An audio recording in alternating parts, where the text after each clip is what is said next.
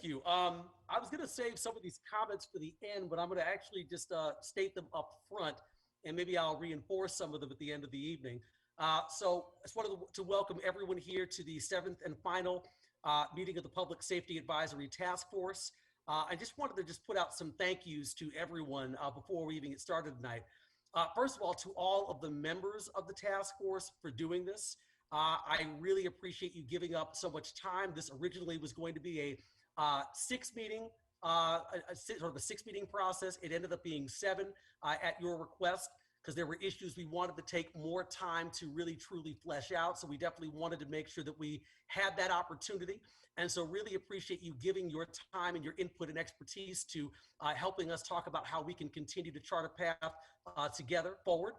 Also, really, I want to tell the task force members, the thing that I really appreciate is, and I've told a couple of folks this offline, when we first started going with this group, there were people, a couple of folks in the community, folks who reached out to me and said, this is not going to work.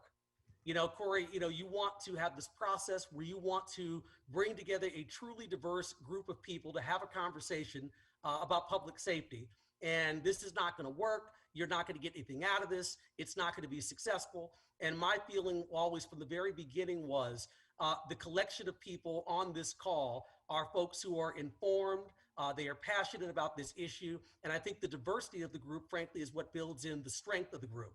And so I think for the folks who continuously watch these meetings, either live or on tape, I would then afterwards hear from people who said, I know what I told you before, but it turned out wrong. I am seeing a lot of great discussion, great suggestions, and I'm seeing a real collaborative effort, and the diversity of the group truly is reflected in the thoughts and the ideas that are being presented. So I really wanted to take my hat off to the task force and appreciate all of the time you've given to make this process such a huge success. And I also just wanted to take, to thank, my council colleagues, Vice Mayor Randy Keating and Councilmember Lauren Kuby for being here with me during this process. This was the first big initiative I launched upon becoming mayor, so I appreciate your faith in me and our staff and the task force in doing this, and just appreciate you being by my side. And just to our staff as well, really quickly to our strategic management diversity group, to Rosa Nchowski and her team, to Wydell, to Janae, for really facilitating 6th grade and I'm sure a 7th grade conversation this evening. I always tell Wydell, I don't know how you are able to do this kind of facilitation, because it's obviously a tremendous skill set, which I don't personally have, but watching you and Rosa and Janae do this week in and week out, just continuously amazes me. So I just wanted to thank you for everything you've done with providing a forum, a truly open forum for people to be open and honest and transparent with one another, so we can get to consensus solutions. And lastly, to Chief Glover and to his team, really appreciate your willingness to continue to come to the table and listen and provide solutions, to provide the perspective from your department. Chief, I know you became chief in the middle of October, right when this task force was starting. So you jumped right in with both feet, but I just appreciate, your openness and willingness to work on this process with us, and frankly, your willingness to communicate with all of the members, not just myself as mayor or the council, but to communicate with all of the members of the task force in a very open, honest way. I just really appreciate your approach to things, and I think it's also been a huge part of what's made this task force so successful. So with that, I'll go ahead and close, and we'll get into the agenda. But I just wanted to everyone, from our staff to the police department to everyone on this task force, for giving up time out of your personal schedules. I know you could be doing a lot of things, but the fact that you chose to be here engaged on such an important and timely topic, I just want to, just from the bottom of my heart, say thank you. Thank you, Mayor. Really appreciate those kind words that you made for me, as well as to the rest of the task force and the police department and the strategic management diversity office. Wanted to turn this over to Brianne for our public comment.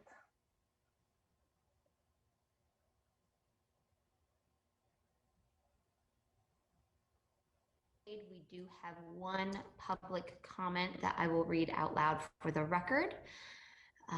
The public commenter is Rodney Russell, and lives in Tempe, Arizona. I filed a complaint with the Tempe Police Department on November 28th, 2019.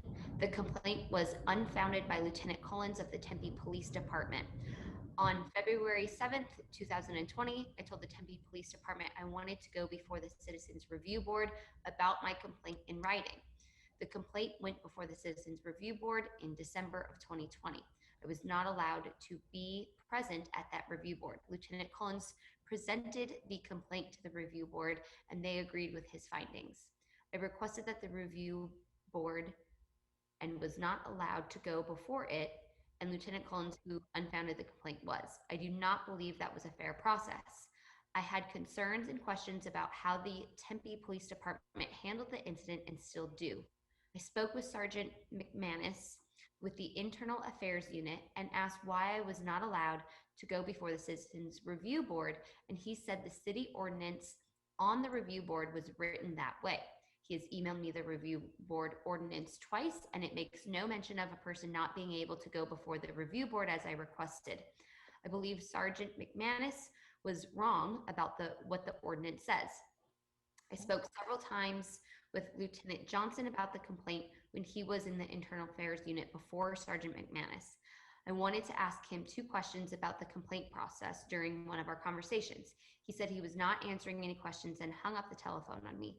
Sergeant McManus emailed me to assure me that Tempe Police Department took my complaint seriously. I do not believe that is true based on the information I have provided to you. I still have the same questions and concerns I did a year ago about my complaint. I would like to know if it says somewhere that the person who requests the Citizens Review Board cannot go before the board where I can find that information. I believe someone should have told me I could not go before the Citizens Review Board. I was misled for a year. I have to think this has happened before. I would like to know if it is not in writing that I could not go before the Citizens Review Board, why I was not allowed to do so, and who made that decision. I'm sure if things were the other way around and I went before the Citizens Review Board and the Tempe Police Department was not allowed to be there, they would have some concerns about the process. Thank you for your time. Respectfully, Rodney Russell. And I did forward this along to staff in PD. And I know our attorney is on the line as well, if she could answer any questions that anybody has. And Waddell had asked me to do one more sound check for John Mulford. John, can you do a sound check if you're Yes, perfect? Thank you. I'll turn it back over to you. yes. Okay. We do have our city attorney, Judy. Would you like to have me pass it to you? Sure, that would be fine, Wydale. Good afternoon. So I am happy to take a closer look at the Tempe City Code, which governs the Citizens Review Panel for Use of Force. Just for everyone's reference, that is section 2-711 of our Tempe City Code. And I am happy to also look through this in more detail and then respond to the requester, Mr. Russell. I will say, for clarifying information for the group, the panel is composed of 15 citizen members, 4 police department members consisting of 2 sergeants and 2 line level officers who serve a 2-year term. The police department members are selected by the chief. And then there are sub-panel reviews that may be conducted. And that typically is a smaller group made up of those citizens and members of the citizen review panel. So I'm happy to follow up with the group once I have a better idea as to what the exact protocol is, and I'll be happy to review the code as well.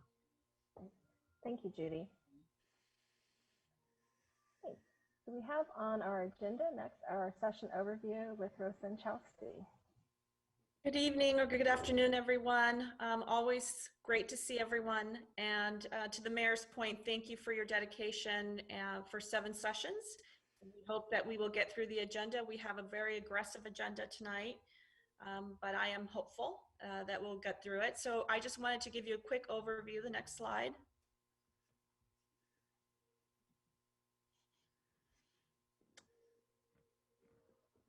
So as you recall at the last meeting, we were trying to complete the 4 pillars. We weren't quite there yet. So today we will start and honoring that work, starting with the 4th pillar, looking at strategies, high-level strategies that you would like to make sure are memorialized under that pillar.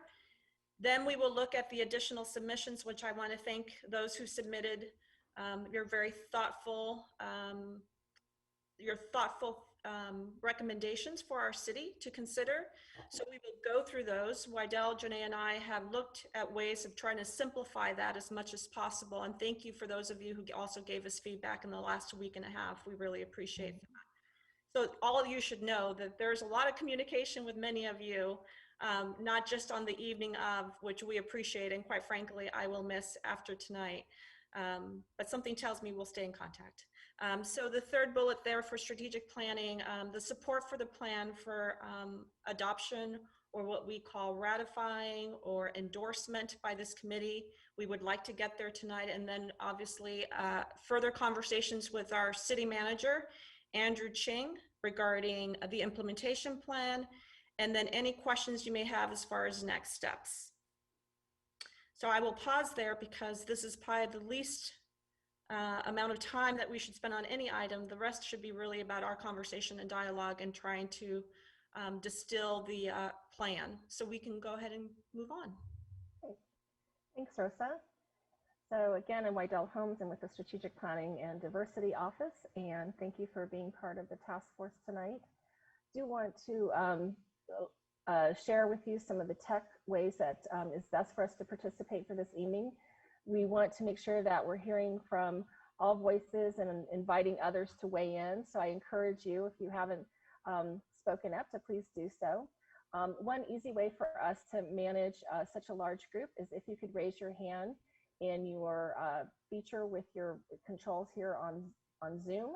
You can go into your participant icon and you will see kind of a raised hand here.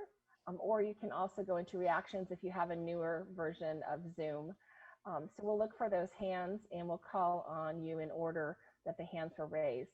Again, I would like to just encourage others to weigh in and make sure that we're hearing from all voices and to give space for that amongst our group here. So I appreciate that and thank you in advance. So as Rosa said, we're going to start with that 4th pillar, which was workforce culture and wellness, and wanted to ask the key questions. I'm sure all of you read your homework over the weekend, and which of these, we kind of ended on this a little bit at the last session, but which are most essential or needs to be changed or refined in order for us to endorse as part of the plan? Or are we comfortable with the way that they are right now? So I'll go in to our participant list and see if any hands are raised for comment or any reaction to this particular, the items on this pillar.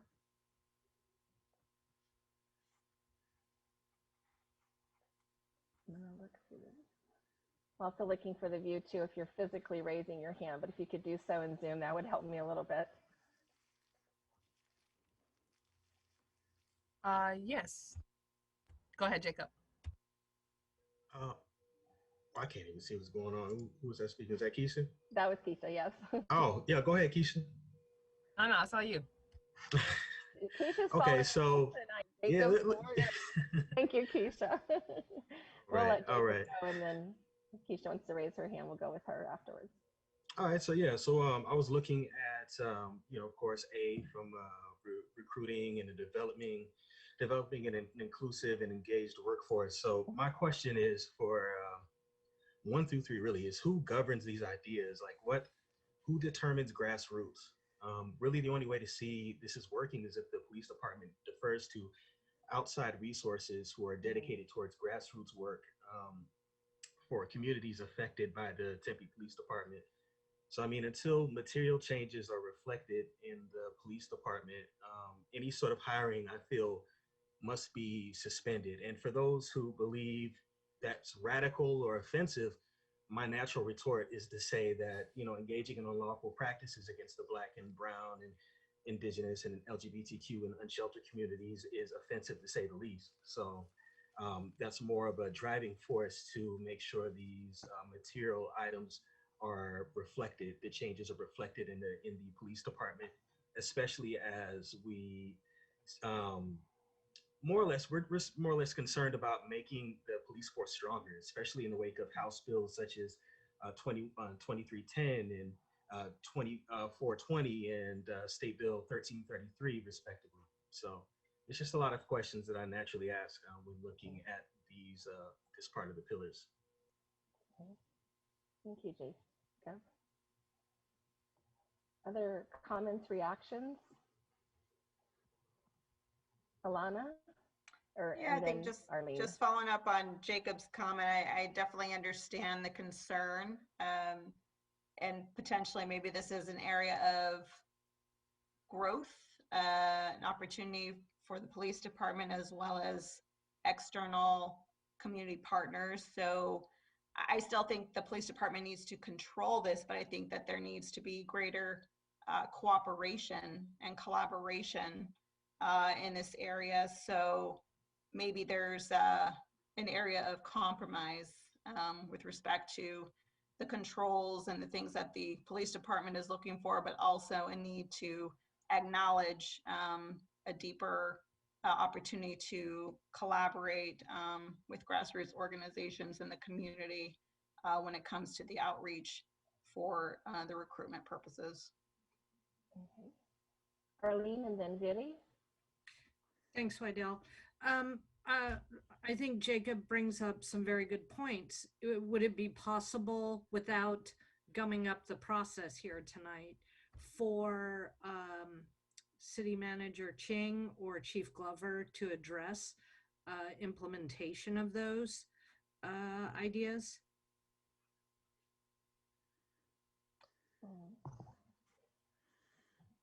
Sure. Chief? So in terms of being able to partner with outside entities or organizations in terms of our hiring practices, I'm completely open to that. In fact, for many years, when I was in the seat in terms of hiring and recruitment, I would bounce a lot of things off of Roy Tatum, who was the president of East Valley NAACP. And we talked a lot and extensively about hiring practices and exactly what we're looking for in terms of hiring and how the NAACP can help us with that hiring. And that's been a continuing conversation that we actually had this past Monday, where we're having some conversation and dialogue surrounding that. And so I'm looking forward to exploring that option a little bit more in terms of making sure that we have our community inclusive within the process of hiring, as well as, because in the past we've had them a part of, say, the panel interview or the onboarding, which, everybody is trying to sell themselves, but it's also about being able to take a look at at the full scope of the applicants that we have coming in and being able to give some feedback in a critical eye as to what that actually looks like and who we're trying to bring into the department. And so I'm willing to look to, open the doors to actually explore those avenues. Thank you, Chief. And then Viri, followed by Robbie. Hi, thank you. Yeah, I just want to caution, because I think that I've seen this be a response many times to when the call for change is asked. It's like, well, diversify. Just that there are a lot of other issues right now that are happening, right? And that if we don't address culture and the current shifts that need to happen before we go, start bringing new people, that just doesn't make sense to me. And I think it's just wanted to say that, right? Because sometimes we then think a more diverse force eliminates the issues that are actually happening with police violence. Thanks, Viri. We'll go to Robbie and then Keisha.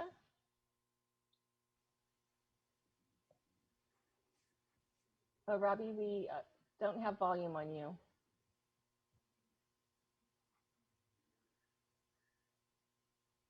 Still no volume, Robbie. We're not hearing you yet. Okay.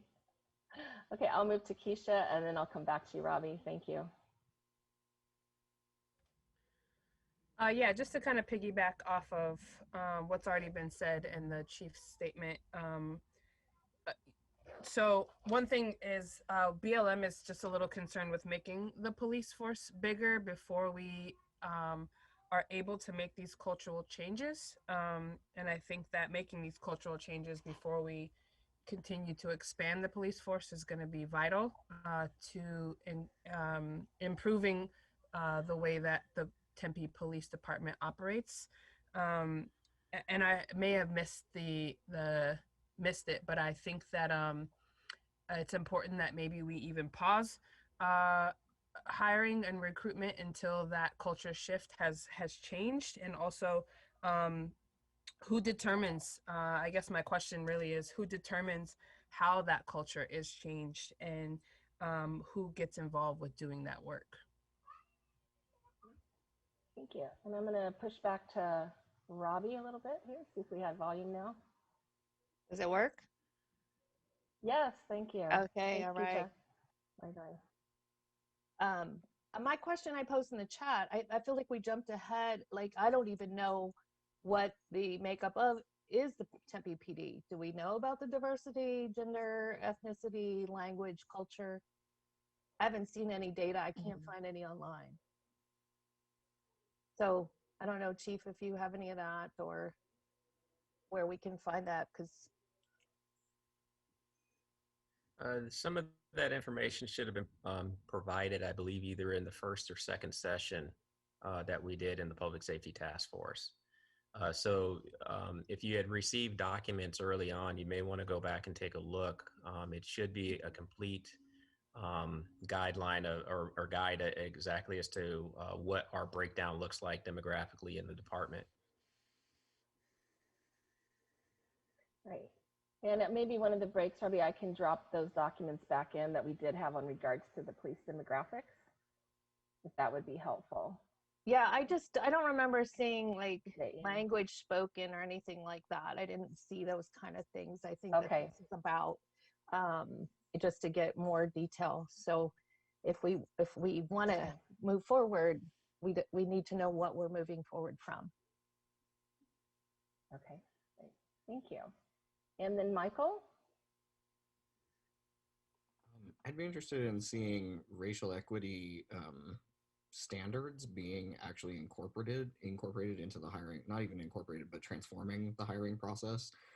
There are firms and best practices that for hiring that actually radically shift the process. They take, even for nonprofits, not even for larger institutions like police departments, but they create independent hiring committees that are not just the organization, but are community members and very diverse stakeholders who are actually the people doing the hiring.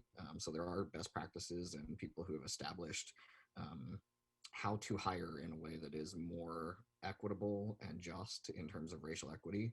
And I'm curious why that isn't mentioned in these, because I think that is something that is a beginning point, a starting point that's absolutely critical if we're going to do this work. Okay. Thank you, Michael. And then I'll move to Roy. Hello, can you hear me? Okay. Can you hear me okay? Yes. Just making sure. Okay.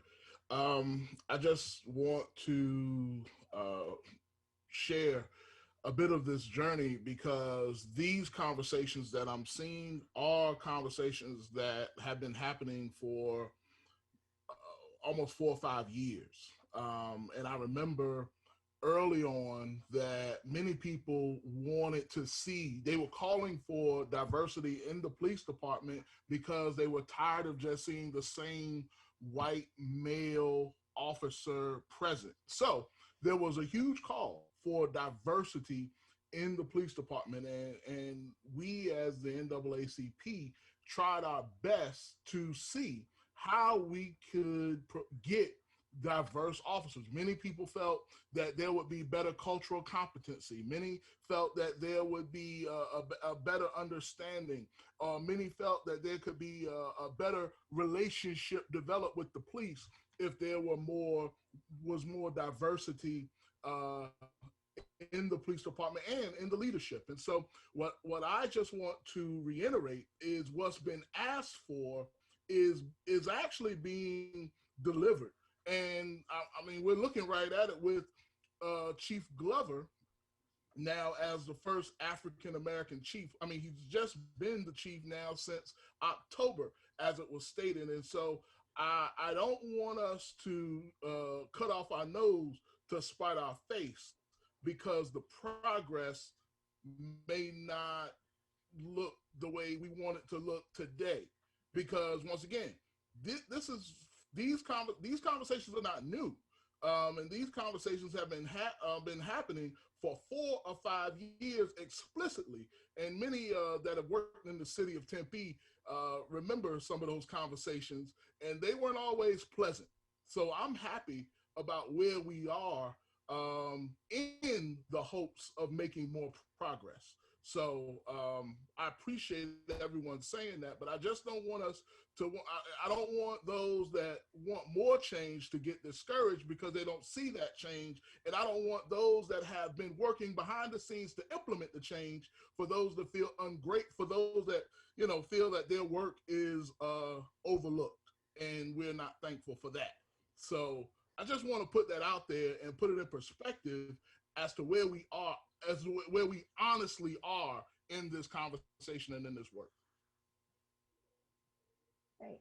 Thank you, Roy. Any other hands wishing to speak regarding this particular pillar? Keisha.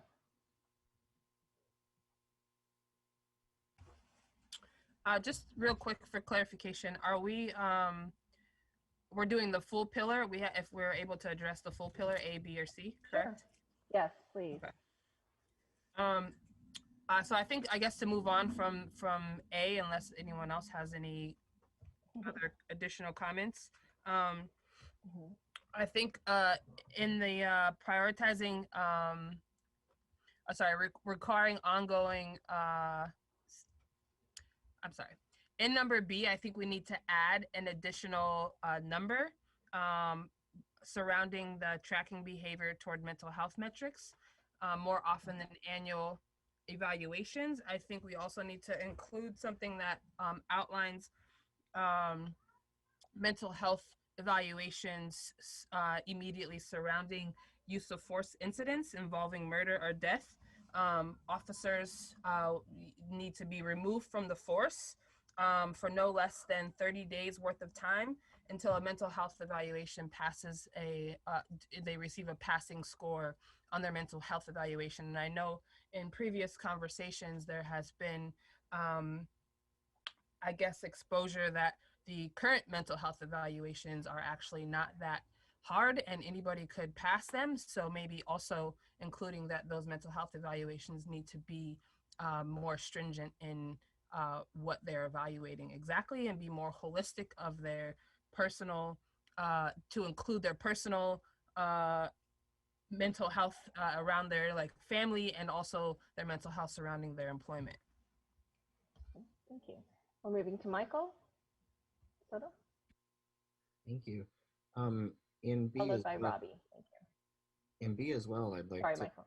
No, that's okay. Something that's missing and that I'd like to see added is actually a healing justice framework, not just a traditional mental health and wellness framework. Healing justice is a critical and field that is truly about wholeness, that's about racial equity, that's about a lot of things that I think truly root causes that need to be addressed in terms of mental health support and wellness. And so, yeah, that's my contribution, is introducing a healing justice framework to that analysis. And I hope that it's more than annually. Thank you, Michael. And Robbie.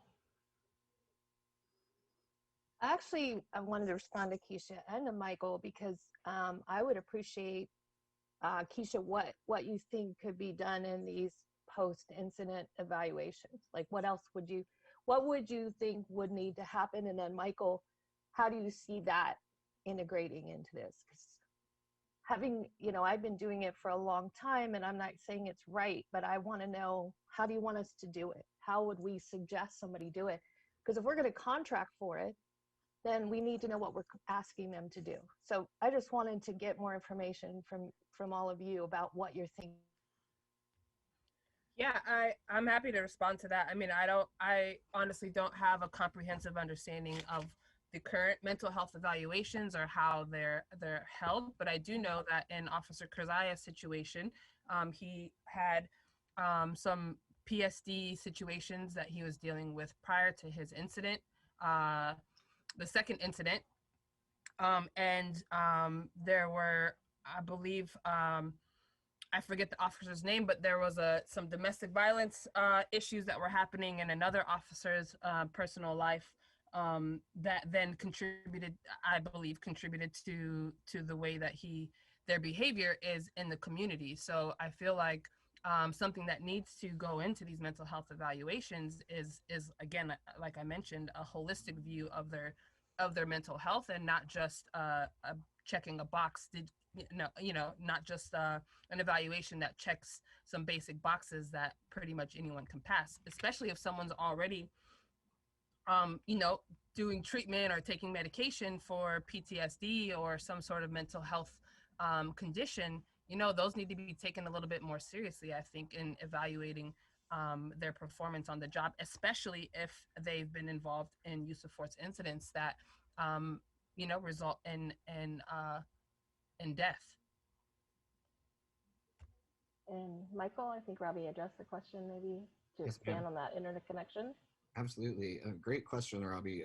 I think so. A healing justice framework, this is a traumatic job, right? And so instead of just evaluations and mental health support being available in the biggest crises, right, or when things are hardest for an officer, that healing justice would be incorporating regular mental health and wellness for officers into their job, right? And so that would be something that is proactive, something that removing the stigma, because I know that in professions like policing, there's a lot of stigma around psychological care, right? Around taking care of your mental health. So doing really deep work to bring in also a variety of mental health care and holistic care, like Keisha was talking about, that isn't just available, but that is actually a part of the job, right? And so that every officer is getting proactive, regular care, because this is traumatic, right? And it is, there's a lot of healing that needs to be done in terms of support. And so it would be a very, I think you would appreciate a much more holistic and much more proactive approach. Robbie, I think I lowered your hand when you still had a comment. Yeah, I just wanted to have a dialogue about it, because I want to know what Keisha's thinking, what Michael's thinking, what everybody's thinking. But I think what I bring to this is I do that, and to tell you what's happening and where my hands are tied as a psychologist. So I think if we shared that information, we could come up with a better product, because the psychological, any kind, it really has to do with the agency sending them for for an assessment, and there's different ones. You can do a post-shooting debriefing, you can do a use of force debriefing, you can do a fit for duty. They're all different things. And as a psychologist who contracts for that, not with Tempe, but for many other agencies, my hands are tied in what I'm allowed to do. There's employment law. If you're in a use of force incident and it's a fatal one, now you have, every officer is under criminal investigation. And those criminal investigations can take 12 to 18 months, even though the officer is returned to full duty. So we have to look at the whole thing and look at what we can do better. And I think Chief Glover's already on some of that. I agree with you, but don't, just because somebody has PTSD and they're getting treatment, they are usually better at being on the streets because they've learned skills. They can see it in other people. It's the ones that aren't doing anything that scare me, the ones that dissociate, the ones that are angry, the ones that aren't doing anything, that I think are more dangerous to the community than the ones that are actually getting treatment. So I think just kind of learning that piece is important, and to really, and we can't obviously get it done today, but to look at that practice. What can we do better in that whole practice, incorporating your concerns and kind of ideas about that. So I just want to encourage that ongoing conversation. Thank you. I'm going to call on Janelle, followed by Roy. Thank you. This has been a great conversation, and I concur with everyone that has spoken.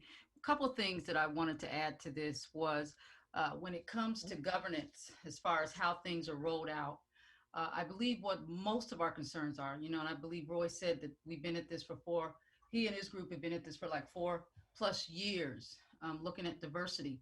The thing is that we don't know what we don't know. There's not been anyone that's been allowed in to these conversations from the community to be able to report out what's going on, especially as we look at what you're talking about, Robbie, with mental health. No one even knows what that looks like, that evaluation. So making sure that we commit to providing space for people to actually review these particular policies and practices and what is actually going on will be superb, because then we know what's going on, and now I can speak directly to it. The other thing is that I wanted to touch on C, modernizing discipline and accountability. One of the things that we talked about from recruiting is we didn't want to bring in new officers to a culture that was somewhat tainted or corrupted, not somewhat, has been tainted and corrupted by ideologies that have been more white supremacist, white male supremacist than most. And so want to make sure when we're looking at the existing officers, who is still exhibiting that type of mannerism? How are we rooting that out? Because as we saw in the Capitol incident with the Capitol Police, we had folks that were in the actual police department that are definitely white supremacists and do not like people of color or any other kind of culture. What are we doing now to address this existing culture and deal with rooting out that group of people? That's what I want to know, what that evaluation is going to look like, and what is the commitment that the city of Tempe is going to make sure those things happen. That's dealing with modernizing discipline and accountability. That's a part of that. And when we say reframing discipline, what really does that look like? What does that mean? And who is supposed to actually define that? Who gets to define what that means? Is that the community's input on that? Who gets to sit at the table? Those are the things that I would like for us to make sure we're clear on, that we have people in place that are looking at this from all different lenses as we look at rooting out this white supremacist ideology and these folks that are definitely a part of organizations that are there to hurt and harm intentionally. And they have been deeply embedded into all of our police forces, not just Tempe. But we're talking to Tempe. So what's Tempe's commitment to dealing with that as we look at evaluate and reform to ensure accountability, progressive discipline, and excluding anything else, previous cases? So what are we doing about that? So those are the things I want to make sure we touched on, because it's a mindset shift, but we also got to be honest about who's already sitting in there with some ideologies. We got to root that out for sure. Thank you. Thanks, Janelle. And then over to Roy. Just really quick, I can speak very quickly to Janelle's point. We explicitly had that conversation with Tempe PD leadership about identifying extremism, white supremacists, and implementing processes to remove them or eradicate them from the department. So that conversation is happening. I hope that Chief Glover can expand on that. But I wanted to also speak to or ask about the mental health process, because I think it would be important to educate the community and police officers what happens when they pull the trigger, when they're shooting at someone, when they're in a physical altercation. If the person is because we just witnessed a major physical altercation on January the 6th. And police officers seem to be able to withhold use of lethal force, except for, you know, the one incident where a woman was about to climb through a window. But for the most part, police were able to withhold the use of lethal force. And so when what happens mentally to a police officer when they're engaging in that type of behavior, and what type of support does that police officer have if they see a horrific incident, whether that be a harmed child, whether they after a suicide, a person kills their family, and that police officer is the first person on the scene, and they're witnessing that.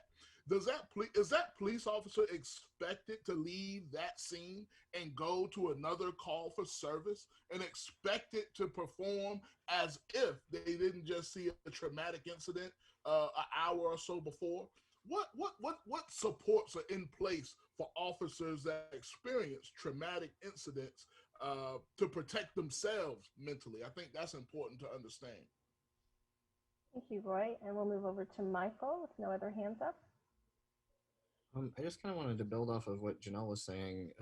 You know, I think for these processes to be equitable and for true community input and equitable community input to be included, more stakeholders need to be included. And I'm glad that the East Valley NAACP is a trusted partner for the chief and for the department, but Black Lives Matter Metro Phoenix also needs to be a trusted partner, right? And so does BPOC, and so does Poder in Action, and so do many different organizations and community leaders for there to be a true implementation of racial equity. Because as we know from this very diverse task force, there isn't one view that is correct on any of this, right? There are many experiences, and to do equity and justice and to let that transform the processes and inform the processes of the Tempe Police Department, we have to sort of decentralize the power of one or two organizations or leaders and truly create an equitable process for input on everything from hiring to disciplinary action.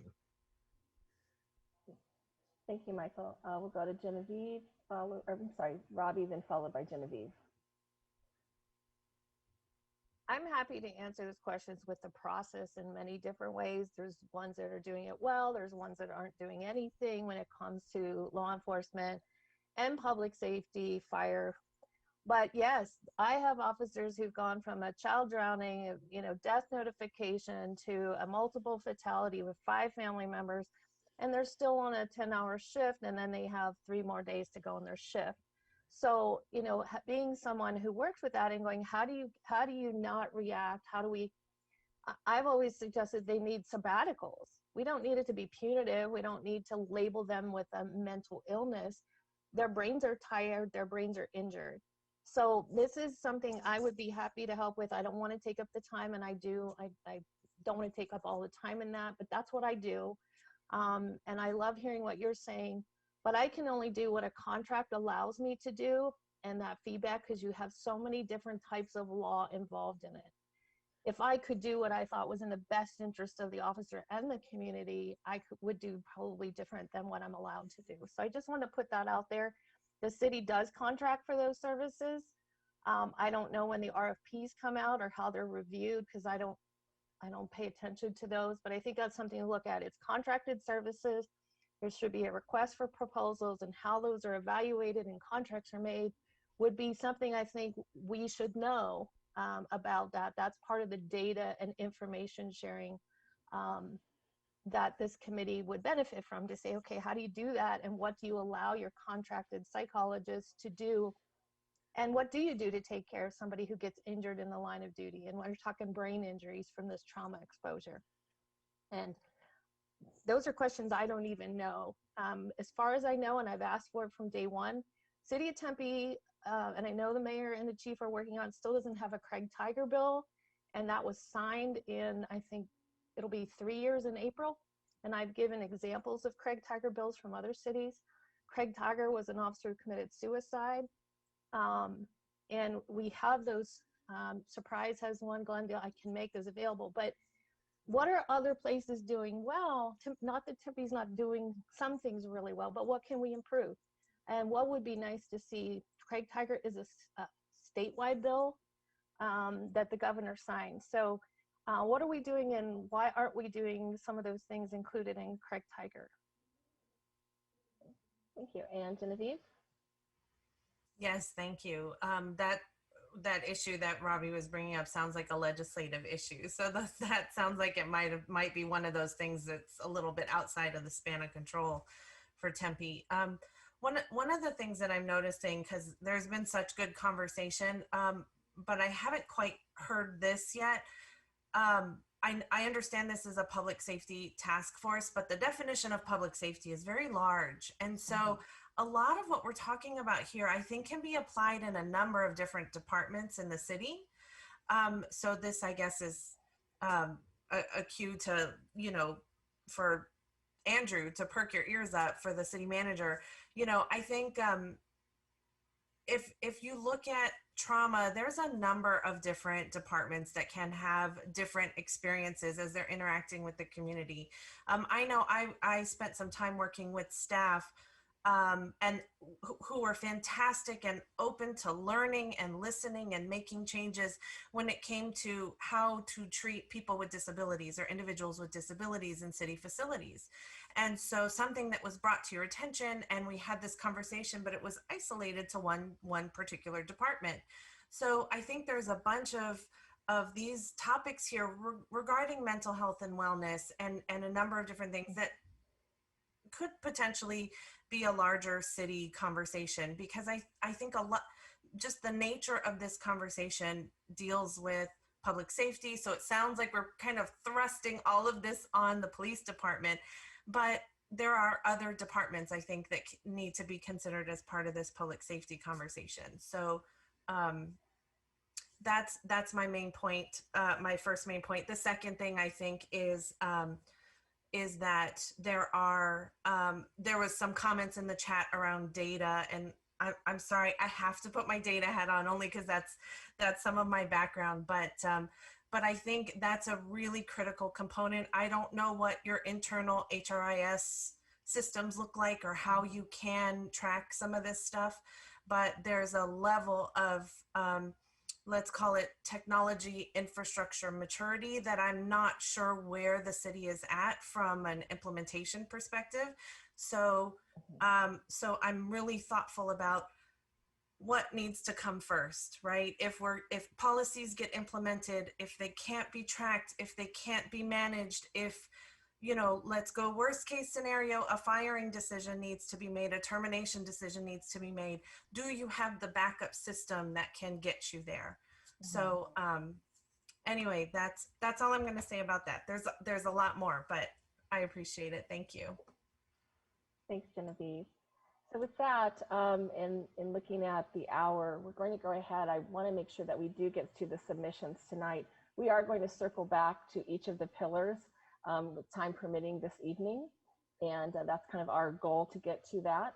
So I want to kind of put on a different hat in regards to how we look at the submissions in regards to, we're going to be asking the question to you, for those items that are submitted, what's essential and supported by the task force to move to the pillar? And I'm looking for a little bit of efficiency in time as well. So what I'm going to invite those who have questions, in order to help endorse and support it, we can ask the authors, but I'd like the authors to only respond to any direct questions about the submittals.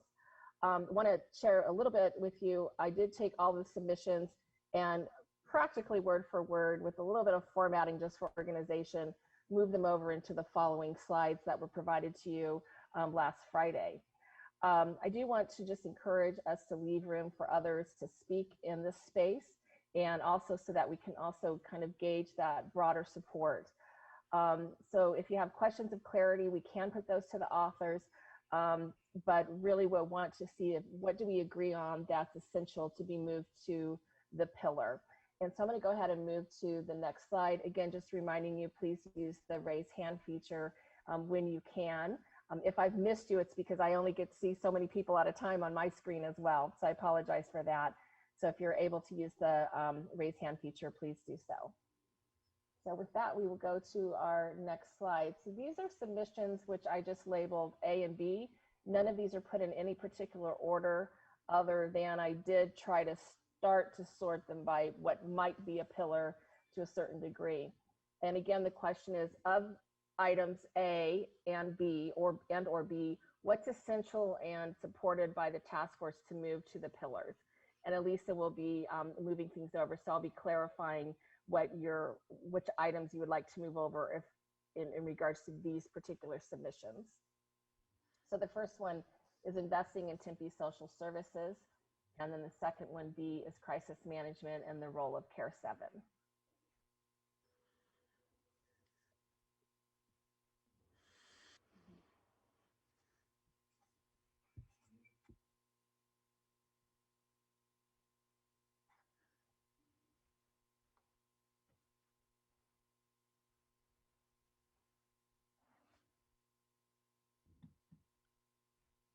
Couple more minutes to kind of remind you of what you probably read over the weekend. And John, I see your hand up. Thank you. And followed by Pam. Okay, you can hear me all right? Yes, sir, we can. Thank you. I'm very interested in this investment in Tempe Social Services and Care 7. I have read a lot about a program in Eugene, Oregon called Cahoots, which we've spent a little bit of time on. I have sent a lot of data that was produced by the Eugene Police Department that shows the response that Cahoots does to various calls and how much it has relieved the police force of a lot of specific calls that they would have otherwise been involved in. It was a very interesting set of materials, and I wondered, are we at Care 7 doing anything like that to determine what the kinds of calls are, what the percentage of this, that, and the other is? And it seems to me that Care 7 should work more independently of the police department, and we should be making a much larger investment in Care 7. There are opportunities for improved mental health, for taking care of homeless people, etc., which we need in our community desperately. And I don't think these things should be in the purview of the police department as such. Thank you. So thank you, John. So I'm going to try to do a little interpretation for our documentation. It seems like you were talking in regards to A2, having Care 7 work independently of the police department, as well as B2, increasing budget resources for Care 7 personnel to shift some of those responsibilities that have been first addressed with the police department to have them first be addressed with the Care 7 unit. Yes. Thank you. And then Pam, followed by Shireen. Yes, thank you, Wydale.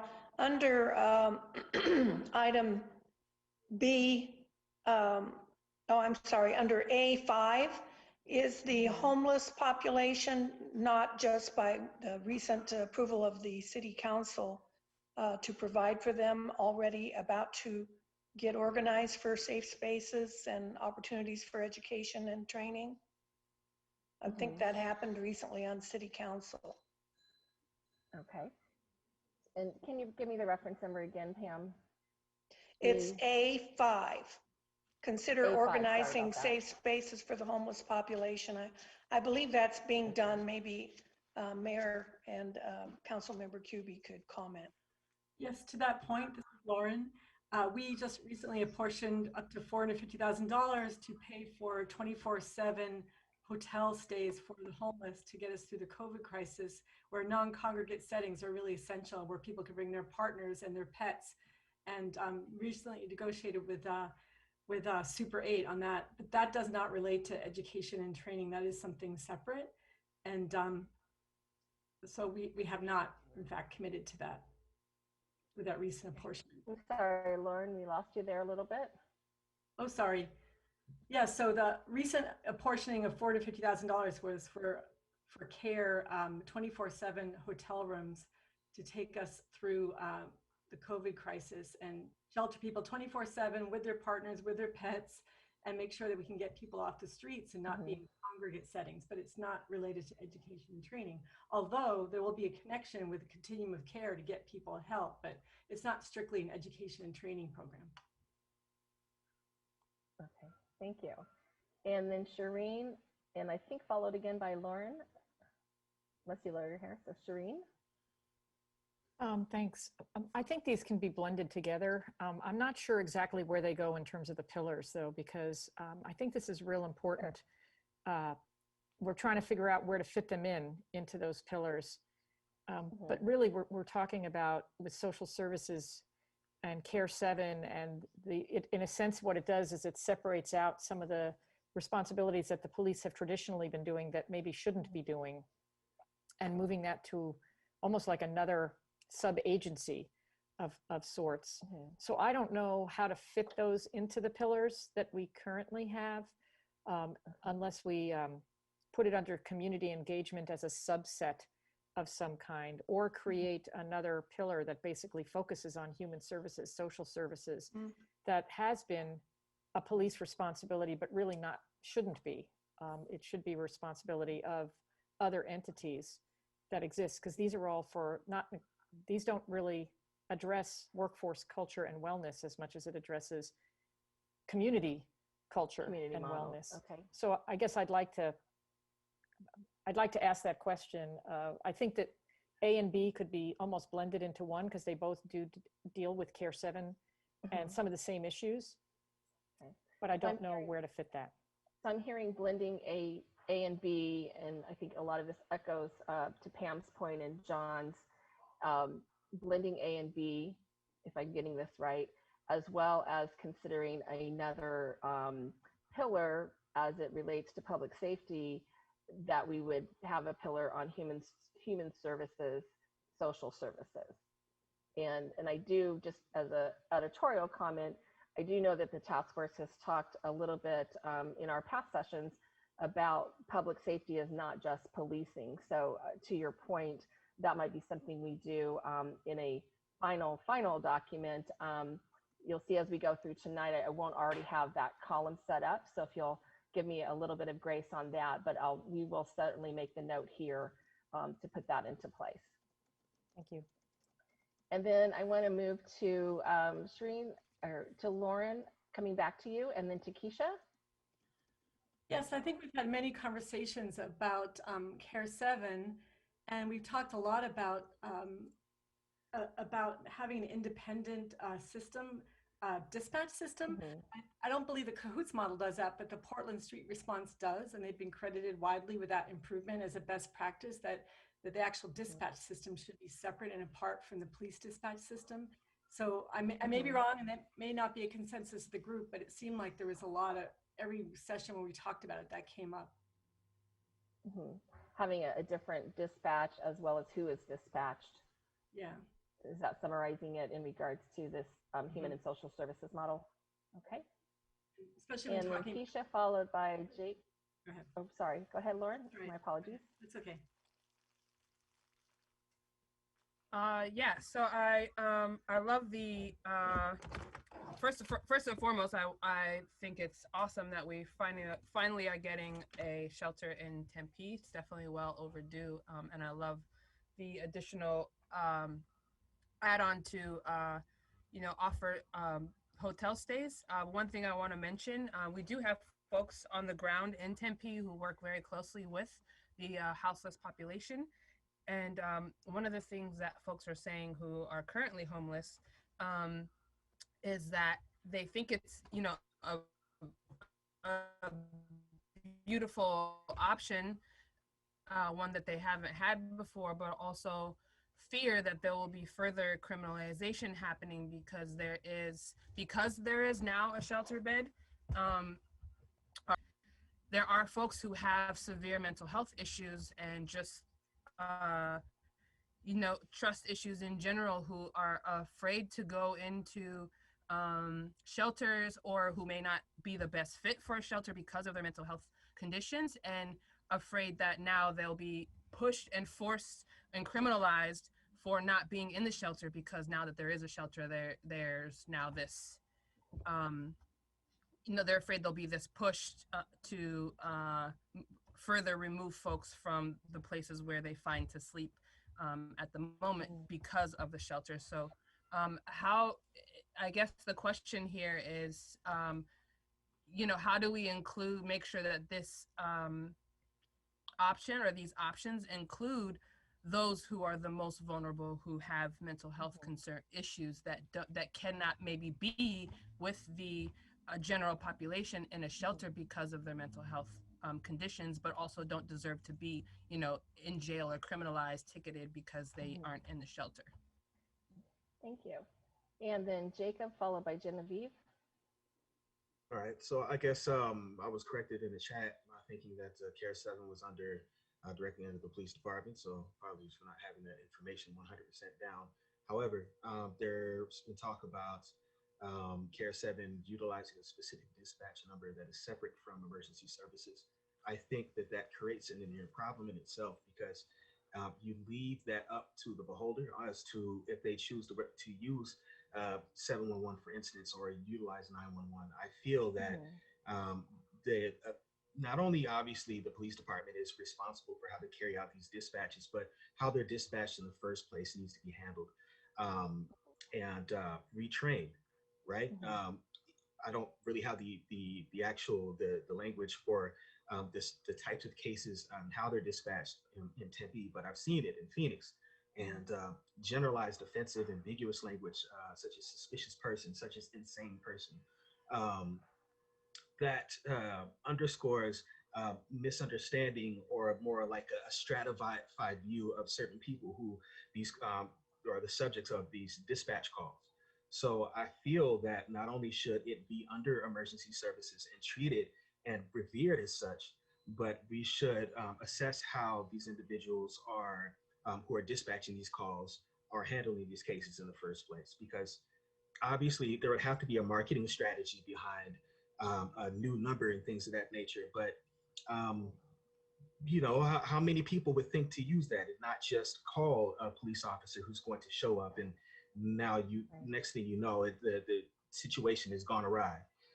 It needs to be treated as a legitimate emergency service, because it does deal with something as sensitive as human lives. So. Okay, so thank you, Jacob. Reflective of that is in this submission is A3. It may not say it as eloquently as you do, but I'm going to ask Elisa to move that over just as a note for inclusion. And then I think we had Genevieve followed by Viri.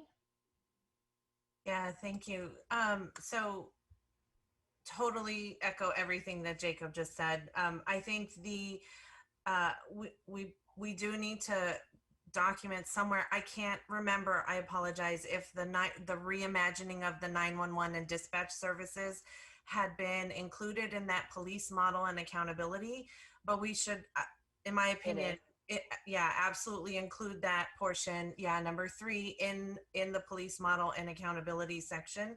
Again, I think data hat one more time, those need to be documented and accounted for. And I'm going to keep that in mind. There's a number of non-city nonprofits that are funded by the city in part through, I saw Octavia Harris is on the phone, that nonprofits that are serving the city, targeting particular underserved communities that are doing some of this work. They're doing some healthcare, mental health care, they're doing crisis services, they're doing stability services, and they're applying for grant applications, and the city does have funds for them so that the city doesn't have to create new departments to do some of this work.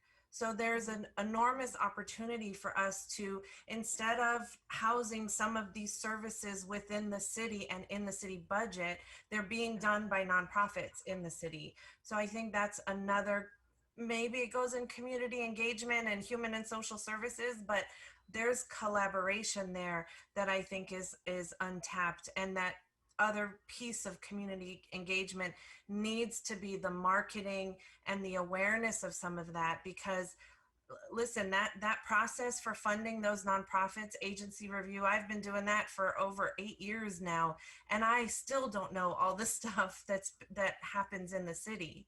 So, you know, it's quite a big learning curve. And if I'm that involved with some of that stuff, I guarantee you there's a lot of people that don't understand it at an even greater level. So there's a piece of that community engagement that we need to do more informing, more communication, more change management for how we approach these things, and not always expect that it needs to be a city provided service. Okay.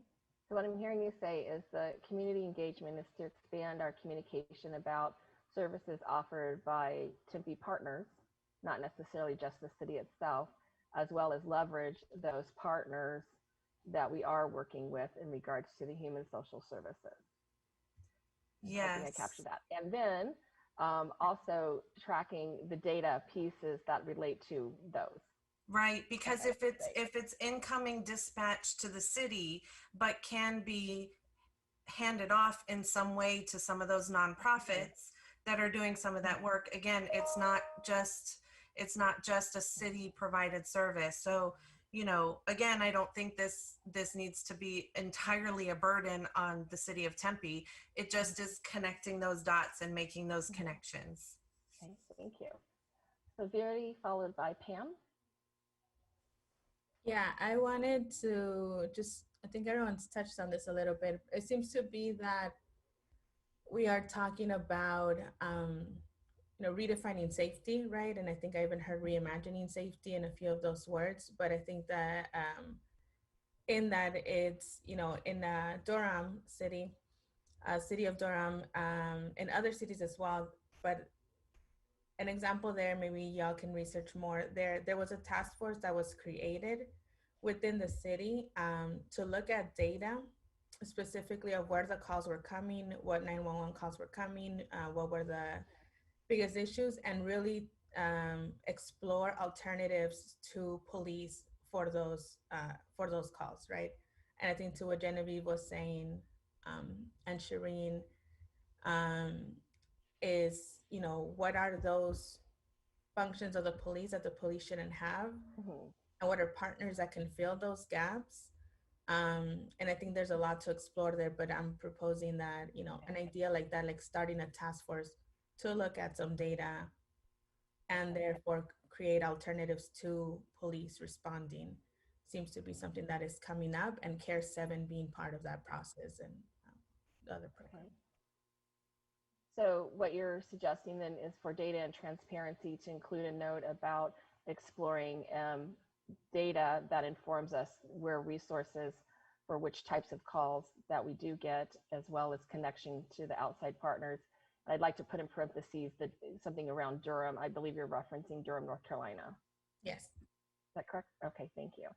Pam, followed by the mayor. Just for clarification before we move forward for VD's comment, is that a task force, VD, that you recommended on data that includes community? Yeah, I think it could be. Okay. It could be that. I think in the city of Durham in North Carolina, it's a task force within the city with community members who are looking at the data and offering alternatives to 911. Thank you. Thank you. And so back to Pam, followed by the mayor. Thanks, Rosa. And thank you, Wydell. What I wanted to comment goes back to A5, because the situation with our homeless populations will continue beyond COVID. So it definitely needs to be addressed in a more comprehensive way than the current allocation of funding for homeless emergency shelter during COVID. Okay.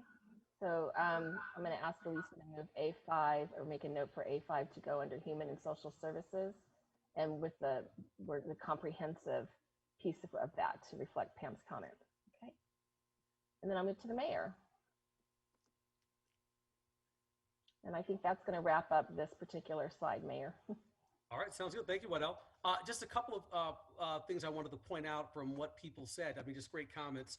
One, when we talked, I saw that Dr. Shireen Lerner talked about, doing more partnership work with other nonprofits. I think there's opportunities on both partnering with nonprofits when it comes to We talk about Care 7 and some of the dispatch. I think there are opportunities there potentially, because a lot of the comments in the chat have been saying, well, how do we manage to find a way to maybe get this out of the police department? One of the benefits that I know is, frankly, in talking to a lot of members of the Tempe Police Department, they've actively talked about how do we actually change this and get this to other people who want to handle the dispatch completely outside of PD. So what makes me really excited is a lot of the ideas that are being discussed tonight are, frankly, conversations I've had directly with members of the Tempe Police Department. I think who would very much welcome that change. So I think that's absolutely something we can do.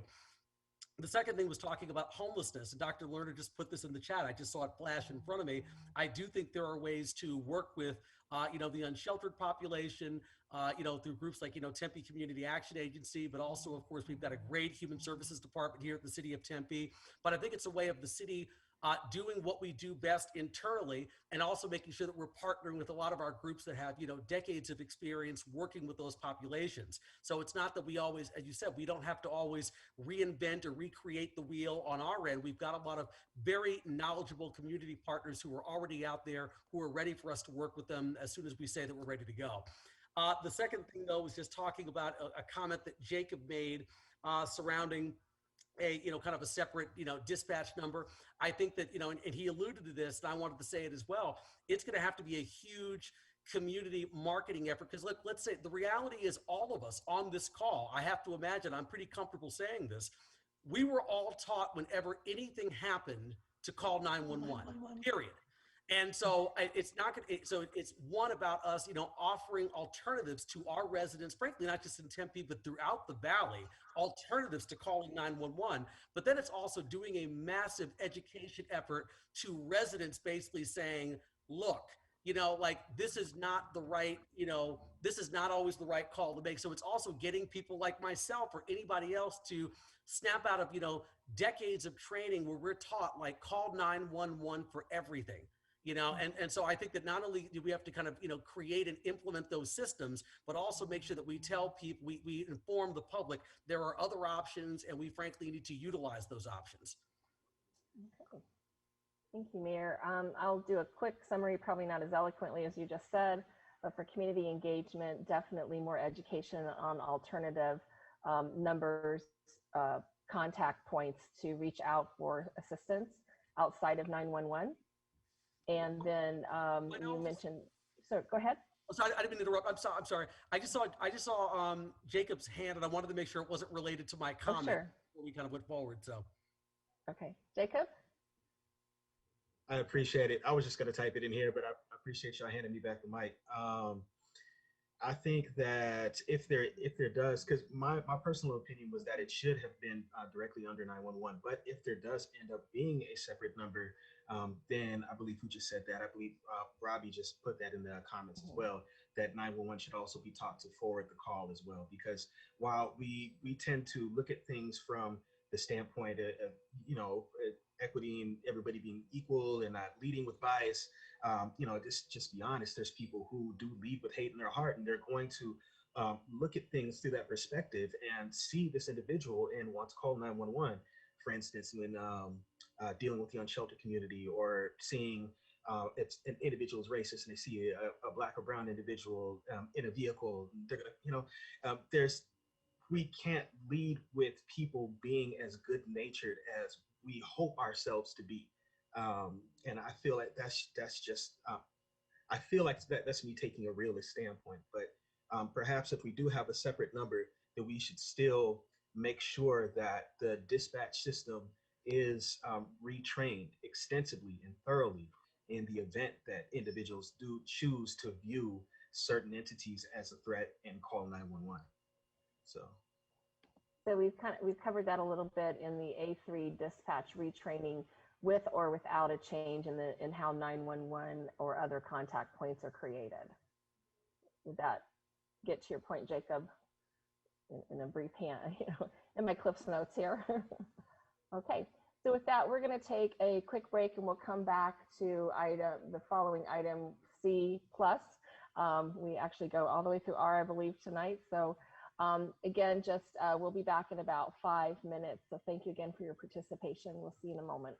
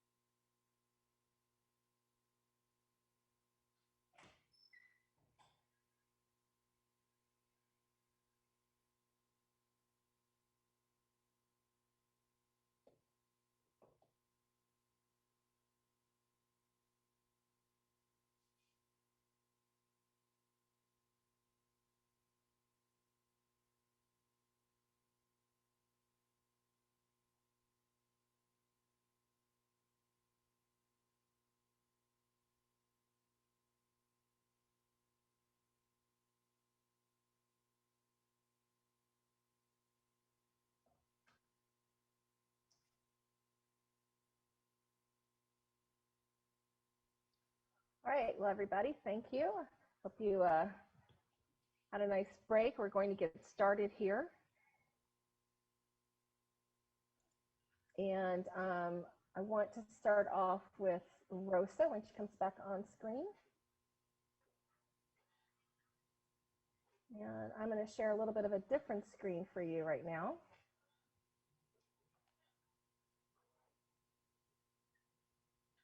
There we go.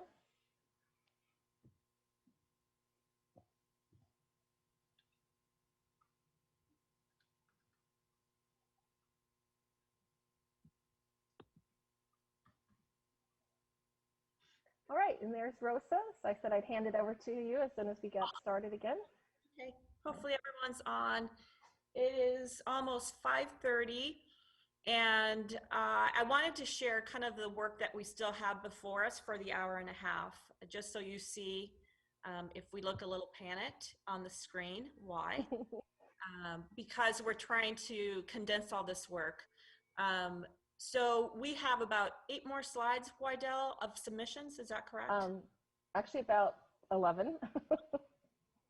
Okay. Yeah, So we have 11 sorry about that news. submissions.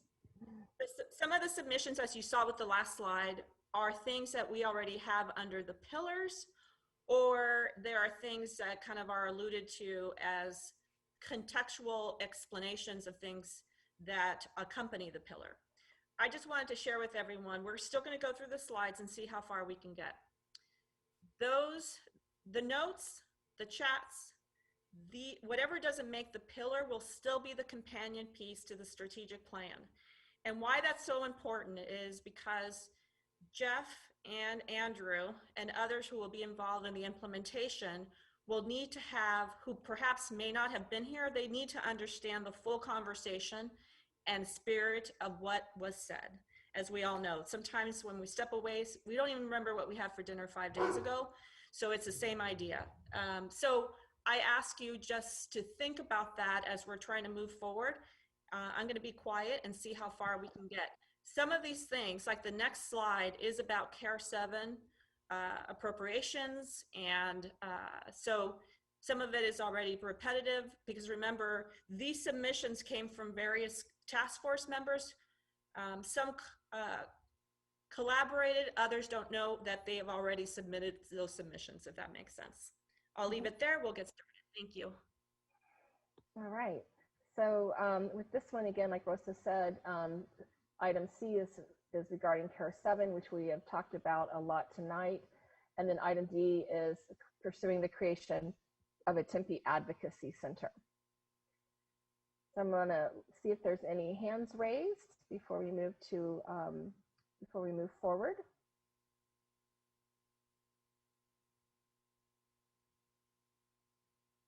And I'll go to Shireen and then followed by the mayor.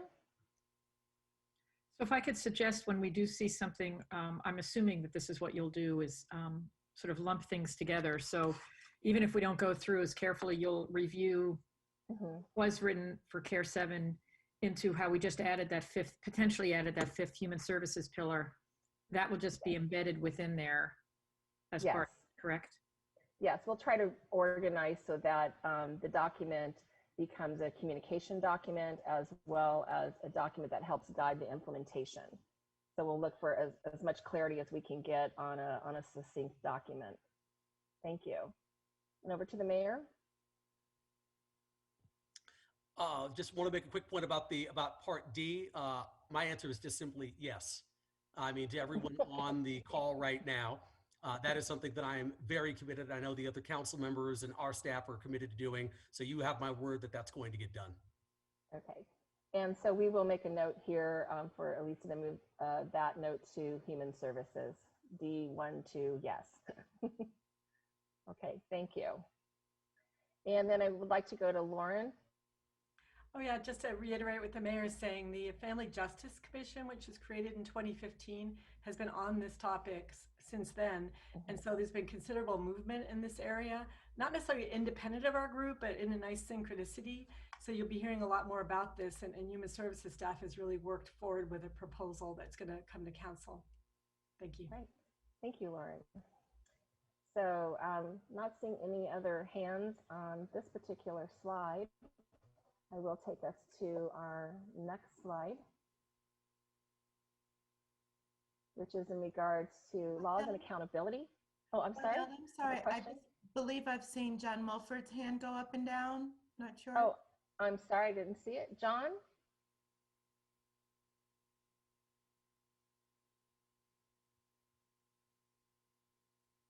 John, do you have a comment? We cannot hear you, John.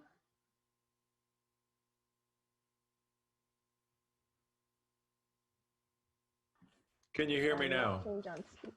Okay, Yes, I'm thank you, John. awfully sorry. I'm real concerned about CARE 7, and I've looked at the Cahoots an awful lot. I would just like to reiterate that there are two things that I think the study that the city ought to study, and that is to make the effort in Eugene, Oregon, to understand how that operation works, and also as part of that, how the 9/11 operation works for Cahoots in Eugene, because it's quite different, I believe. It's a marvelous operation that statistically, as we can see in the data that has been provided, they do an incredible service and relieve the police of an awful lot of service calls. Thank you. And thank you. And so I'll make a note for Alyssa to add item C1 as it addressed Cahoots, and then also make a note there in regards to examining 911 as it relates to Cahoots program in Oregon. Thank you, John. Okay, so our next slide, we have items E through G, laws and accountability, our citizen review panel and independent review, as well as personnel policies, accountability, and MOUs.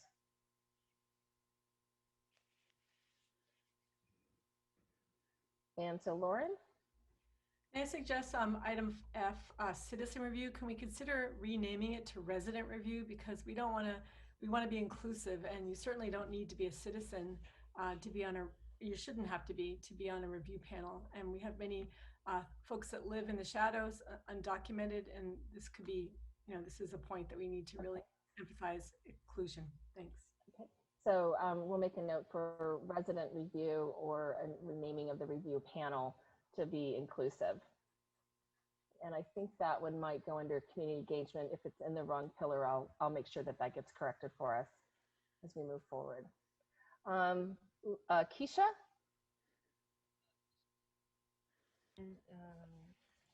I think something to include here to make this more inclusive of everyone. Currently, the way that it's set up, the citizen review panel is set up, if you've ever been convicted of a felony or arrested for any reason, you're automatically excluded. But a lot of folks doing this work, social equity work, such as myself, have been arrested and convicted of a crime in the eyes of the state. And I think that those need to be included. That needs to be changed. You're specifically talking about altering the eligibility to participate on the review panel. Right, because if we're calling it a resident review panel, then all residents should have in some way the ability to participate, especially if you're doing this work in the community, such as myself. Okay, thank you. And Elisa's already documenting that for us there. Any other hands on these particular items regarding laws and accountability?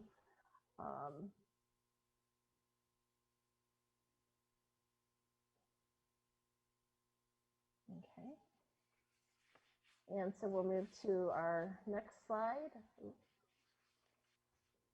These are reviewing best practices as well as a community reinvestment roundtable regarding budget allocation and alignment.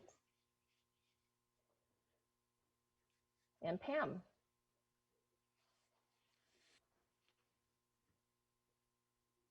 I'm sorry, I thought I took my hand down. It was actually it didn't go on when I tried to click it from the previous set. So my comments are back under E and F and G. Okay. And as long as they're going to be included under the work plan, then I'm good with this. I wanted to reiterate that the current Citizens Review Panel has a restriction on use of force complaints. They only are allowed to look at use of force complaints that are within policy. Those that are outside of policy apparently go to probably an internal review or an external review of some sort. And I think that the Citizens Review Panel needs to be involved in those.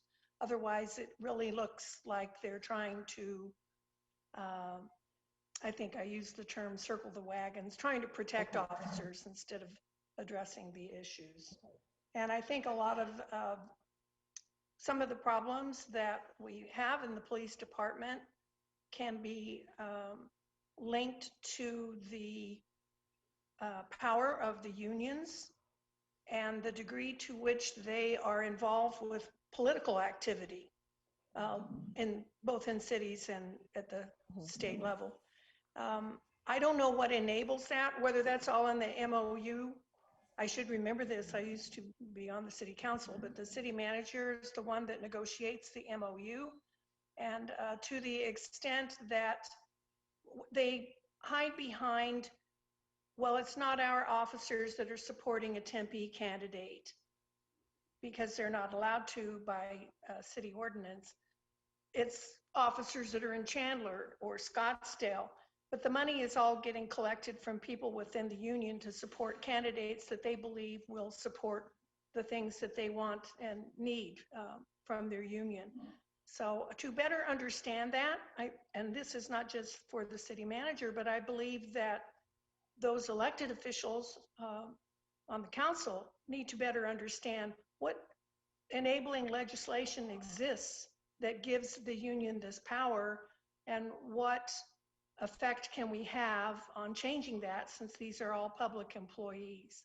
And that might fall under loss and accountability, but these are things that members of city council can work collectively through their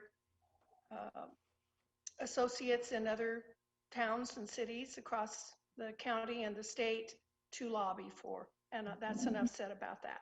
Thank you. So what I'm hearing is, and this is a broad statement about your comment, that item E and F and G would move over to pillars. Yes. Okay, thank you. And then I'll move to Rob, followed by the chief. I would just say I agree there needs to be a better understanding. The MOU doesn't allow for some of the things that are being said here. So there does need to be a better understanding. Thank you, Rob. And then I'll go to the chief. Yeah, as it relates to the Citizens Review Panel, I'll have Mike Horn add a little bit more context to what some of the changes that were made for clarification on, so that way it's clear to everybody as exactly how that actually works. Just want to reference the, Pam, you had mentioned about use of force cases that are outside of policy don't go to the Citizen Review Panel. That is, those cases do go to the Citizen Review Panel. Previously, there had been some conversation from a legal perspective and in part some decisions made by previous leadership about particular like officer involved shootings, if there were notices of claim involved in those, that they would be held until those were resolved. That is not an opinion that's not continuing. And so we are going through and putting those cases through the Citizen Review Panel, getting caught up on some admittedly, but those use of force cases, even outside of officer involved shootings, if there's force and if there's outside policy, those still go to CRP. Notably, Ronald Kurzaya being one of those recently. Thank you, Mike. You bet. Thank you. Okay, so since we've moved E, F, and G over, I'll move to our next slide, which is reviewing best practices, as well as a community reinvestment roundtable for budget allocation and realignment.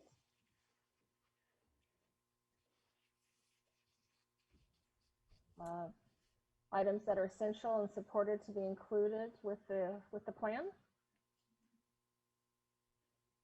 Viri?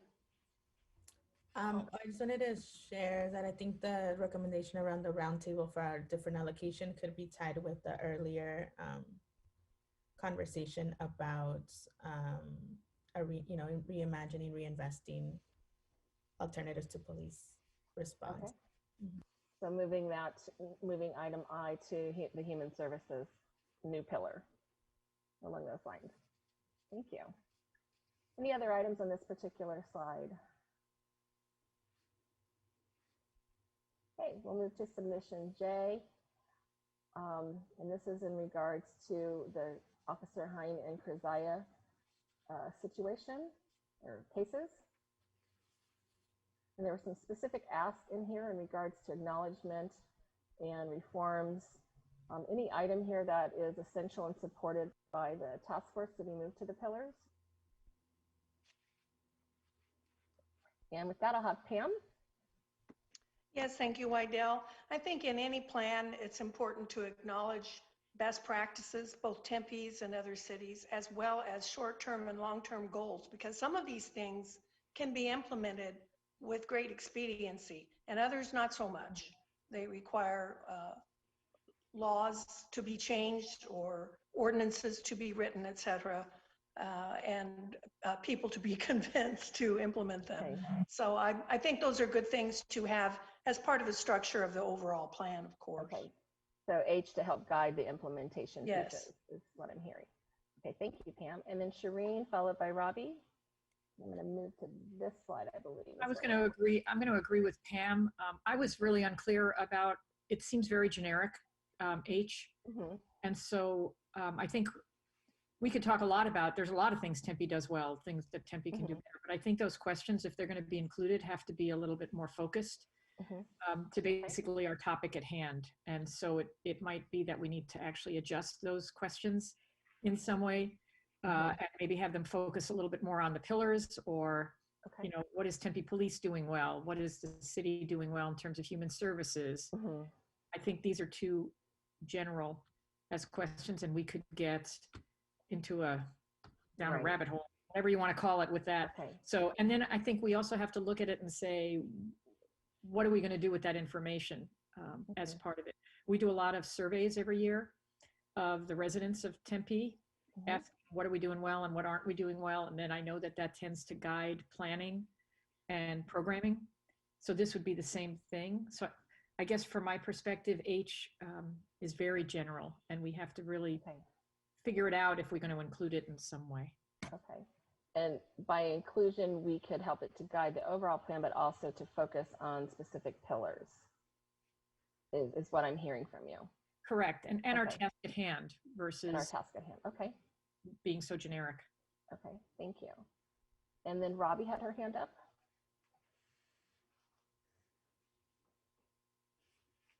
I was on the page, so I keep trying to change the page. So I was ahead. So I can wait till we're done with this page because. Okay, I think we're moving to this page where you're on item J. Yes. Okay, thank you. I see a lot of things in here that are in state statute that require a lot of changes, but I also, one of the things I had sent to Rosa and Wydell is the amount. We're not talking about gun violence here. None of us have really had the guts to talk about guns and gun violence, and there's a lot of that here. We have, you know, systemic racism like many other countries, but we don't have the deaths of citizens like other countries because of our guns and our gun violence. And so, you know, that has to be part of this discussion. I brought it up, this I think is the 4th time. But, you know, to take all this out, it's out of context within a violent society with a number of guns, and having Arizona with the kind of basically anybody can have a gun anywhere. So it just really concerns me that nothing we've included includes talking about guns and gun violence and violence, period. So for this to really mean anything, we've got to talk about guns. Okay. I may be incorrect in how I misinterpreted a submission that will be occurring later, but it is about weapons. But that might not be exactly the context in which you're speaking to. I'm talking about, the violence and a violent society and a response to a violent society. And until we start working with kids and our community and our schools, we have police responding to violence, and violence against violence doesn't help anything. So I don't know where it fits. That's not my expertise. I'll defer to you guys that are smarter at it. But I would like us to not ignore that violence in Tempe and gun violence. Okay, so we'll make a note about exploring how guns in Tempe and gun violence and violence period. That, and violence period. Okay, thank you. Okay. Again, any items on J that are essential and supported to be included? Let's see here. So I'll move to the next slide. Thank you. This is on creating a family bill of rights developed by families and victims to respond to incidents. And there are some items listed as far as what that bill of rights might contain. Any comments that essential to include? Pam? Thank you, Wydell. I don't know about all of it or the way in which this Family Bill of Rights might be developed and who would administer it, but as someone whose child was arrested and kept from us as a minor for many hours while in custody, I certainly agree that these are the sorts of things that need to become part of our police platform. Okay. So we'll move K in regards to the Family Bill of Rights over in a broad sense for further development. Yes. With these notes to guide. Okay. Thank you. Thank you. Okay. My next slide is a break, but that's just a teaser. So we're going to move to the next one. And this is in regards to creating a separate office for independent investigations, as well as data analytics and performance measurements regarding statistics on race and arrest rates. So items from this slide that need to be, that are essential and supported to include with the plan.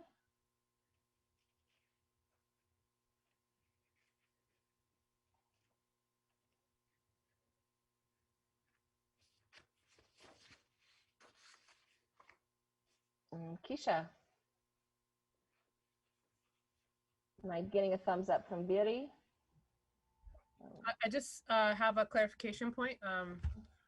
So are the pieces that that aren't touched on won't be included with it? Is that correct? What we're trying to do is move the high-level strategy items over to the pillars, and having all the notes and the submissions and the documentation that we have from all of our sessions be able to inform intent as well as to provide context during the implementation. Yeah, I think that, like, for example, L, create a separate office for independent investigations. That would probably be under transparency, data and transparency. Okay. Because, that would be independent. But I didn't realize that we were supposed to speak to each piece. So I think there were some pieces before we didn't speak to, because we thought that would just mean that we were, like, for example, the community reinvestment and a few of the others. Okay. So so you're suggesting that seeing item L moved over to data and transparency from your comment? And then were there other items that we missed that you'd like to see? We can handle that on this slide. Not on this slide. Okay. The community reinvestment one. Community reinvestment. Okay. I believe we had that one, but we'll make a note here just so that we don't miss it in regards to community account police model and all that. So Lisa, if we can just make another note, I know it's in a previous slide. Community reinvestment. And I think it would probably fall under, yeah, there you go. Okay, thank you. Thank you. And then I'm going to go to Jacob and then followed by Genevieve. Oh yeah, that's actually didn't even intend for it to, but it actually is attached to Azar just asked about whether or not, we're supposed to, put these things in the various categories on the right. I was going to ask if we could go, if you had a few moments to go back to the previous slide and put D under one of the, I believe it was human services or maybe police model and accountability, develop a settlement fund for victims of police brutality integrated into the Tempe Police Department's budget. I think another motivating factor for the officers encouraging accountability and lawful behavior is knowing that their direct budget is going to get hit should they choose to or allow a citizen to become a victim of the police department. Okay. So I'm also going to suggest, if we have time. So let me just stop there, Jacob, just for clarification. I don't want to miss what you said. So you're offering that K4D be moved over. 4D to police model and accountability. I think it's important that officers know, because we live in a capitalist society, right? Money moves the needle. So if they don't possess empathy for victims, then they'll at least acknowledge that their pockets are going to get hurt for hurting and allowing the harm of citizens in Tempe. So maybe if we should structure, my suggestion, we should structure time at the end for us to go through these panels quickly, like a quick run through, and just double check, since this is the final meeting.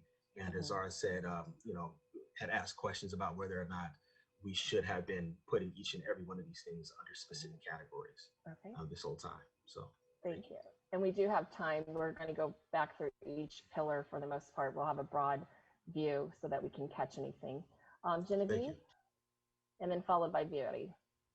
Yeah, thank you. I wanted to confirm as well, because I as we were going through some of this stuff, I was mostly nodding my head in approval, but not necessarily saying, okay, if I'm not saying anything or if we're not moving something into a pillar, that it's not going to be considered. Okay. So I think a lot of this is kind of putting finer points on some of the things we've already discussed and might already be in there. So I just want to make sure that, yes, indeed, these additional submissions will also be considered as part of all of the pillars. Okay. Is that correct? Yes, we were looking to extract from any of these submissions, any of the high-level strategies, knowing that the notes and particular finer points would be included. Okay. As part of the whole package from the task force. Okay. So yeah, again, some of these items I think are, again, rephrasing or expanding upon existing things we already have in there. So I just want to kind of affirm that I'm not having any disagreement that any of these should be considered. So, but I did want to go back to slide 18, where you were before. That section M, I think we've, again, covered all of these items before. That should be moved into the data and transparency, because I think it's such a key part of being able to get trust in the process, trust in the system, is when you make it transparent, available, up to date, and easily pulled and easily filtered as needed. So that, yep. Thank you. I appreciate the clarification. And then I had a hand up. I'm not seeing any other hand. But it was this Beauty. It was a clarification, just saying that, to my understanding, unless there was pushback, the whole item was being categorized and as part of the final recommendation. Really, the intent was to pull from the left-hand column what needed to go into the pillar, since these were submissions not put forth by the whole group yet. So we'll have another this tonight. Okay, so for example, the Family Bill of Rights idea, that one, it moved that all of the items under, or did we have to say yes? We moved that one over just as it is. We just did a shorthand for moving it over. Okay, just kind of confirming on those, like maybe just getting clarity on what we should be saying, like, yes, move all of it over. Okay, so we're to items N through O. This is the improving communication and interactions and trust between the department and the community. And then also item O, which is the stopping of criminalizing poverty. Are there high-level strategic items that do need to be moved over as far as essential and supported for the plan?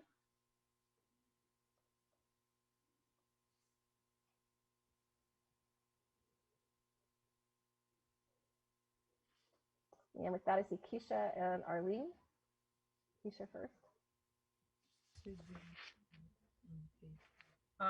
Yes, I do think that, can you just, I can't see the whole page. There we go, thank A you. little bit better, sorry about that. Yeah, I mean, I think that whole section needs to be moved over, the decriminalization of homelessness, which yeah, that definitely should be moved over. Okay, And so item O. all of the subsequent points there, I think, are super important. And I think you said we're going to go back through this to make sure we didn't miss anything, but just in case, I'll wait till we go back through. Thank you. Followed by Arlene, then Melody. Thanks, Vidal. Just a reminder to everyone, these are recommendations that we will provide to Manager Ching and Chief Glover for implementation, follow through, and follow up. But remember that we talked about having another list for mayor and council as that may be broader and be regionally based and maybe of a nature that we cannot address as effectively locally, but have a broader range. And they often, mayor and council, meet with their colleagues, their municipal colleagues from across the state and across the nation. So we could provide for them some topics of importance of that we want to prioritize for them to discuss with other municipal officials and legislative, national. Okay. So might I suggest then we make a note just for convenience sake on this slide in regards to having a pillar, if you, for lack of a better word, in regards to regional and national policy and laws that would take more of a council or a community advocacy approach. Would that, I don't want to shorten what you were saying, Arlene, but would that help with having that on our documentation? No, I think that would help because a lot of what we're trying to narrow down is what can we do in Tempe to help affect change. But we also know that it touches on some larger issues. I'm going to use gun violence as one of them, as how that can affect us locally, how that affects our residents locally. Okay. Great example. And then Melody was following Arlene. Thank you, Idel. Yeah, I wanted a little clarification from the author of O, particularly numbers 3 and 4.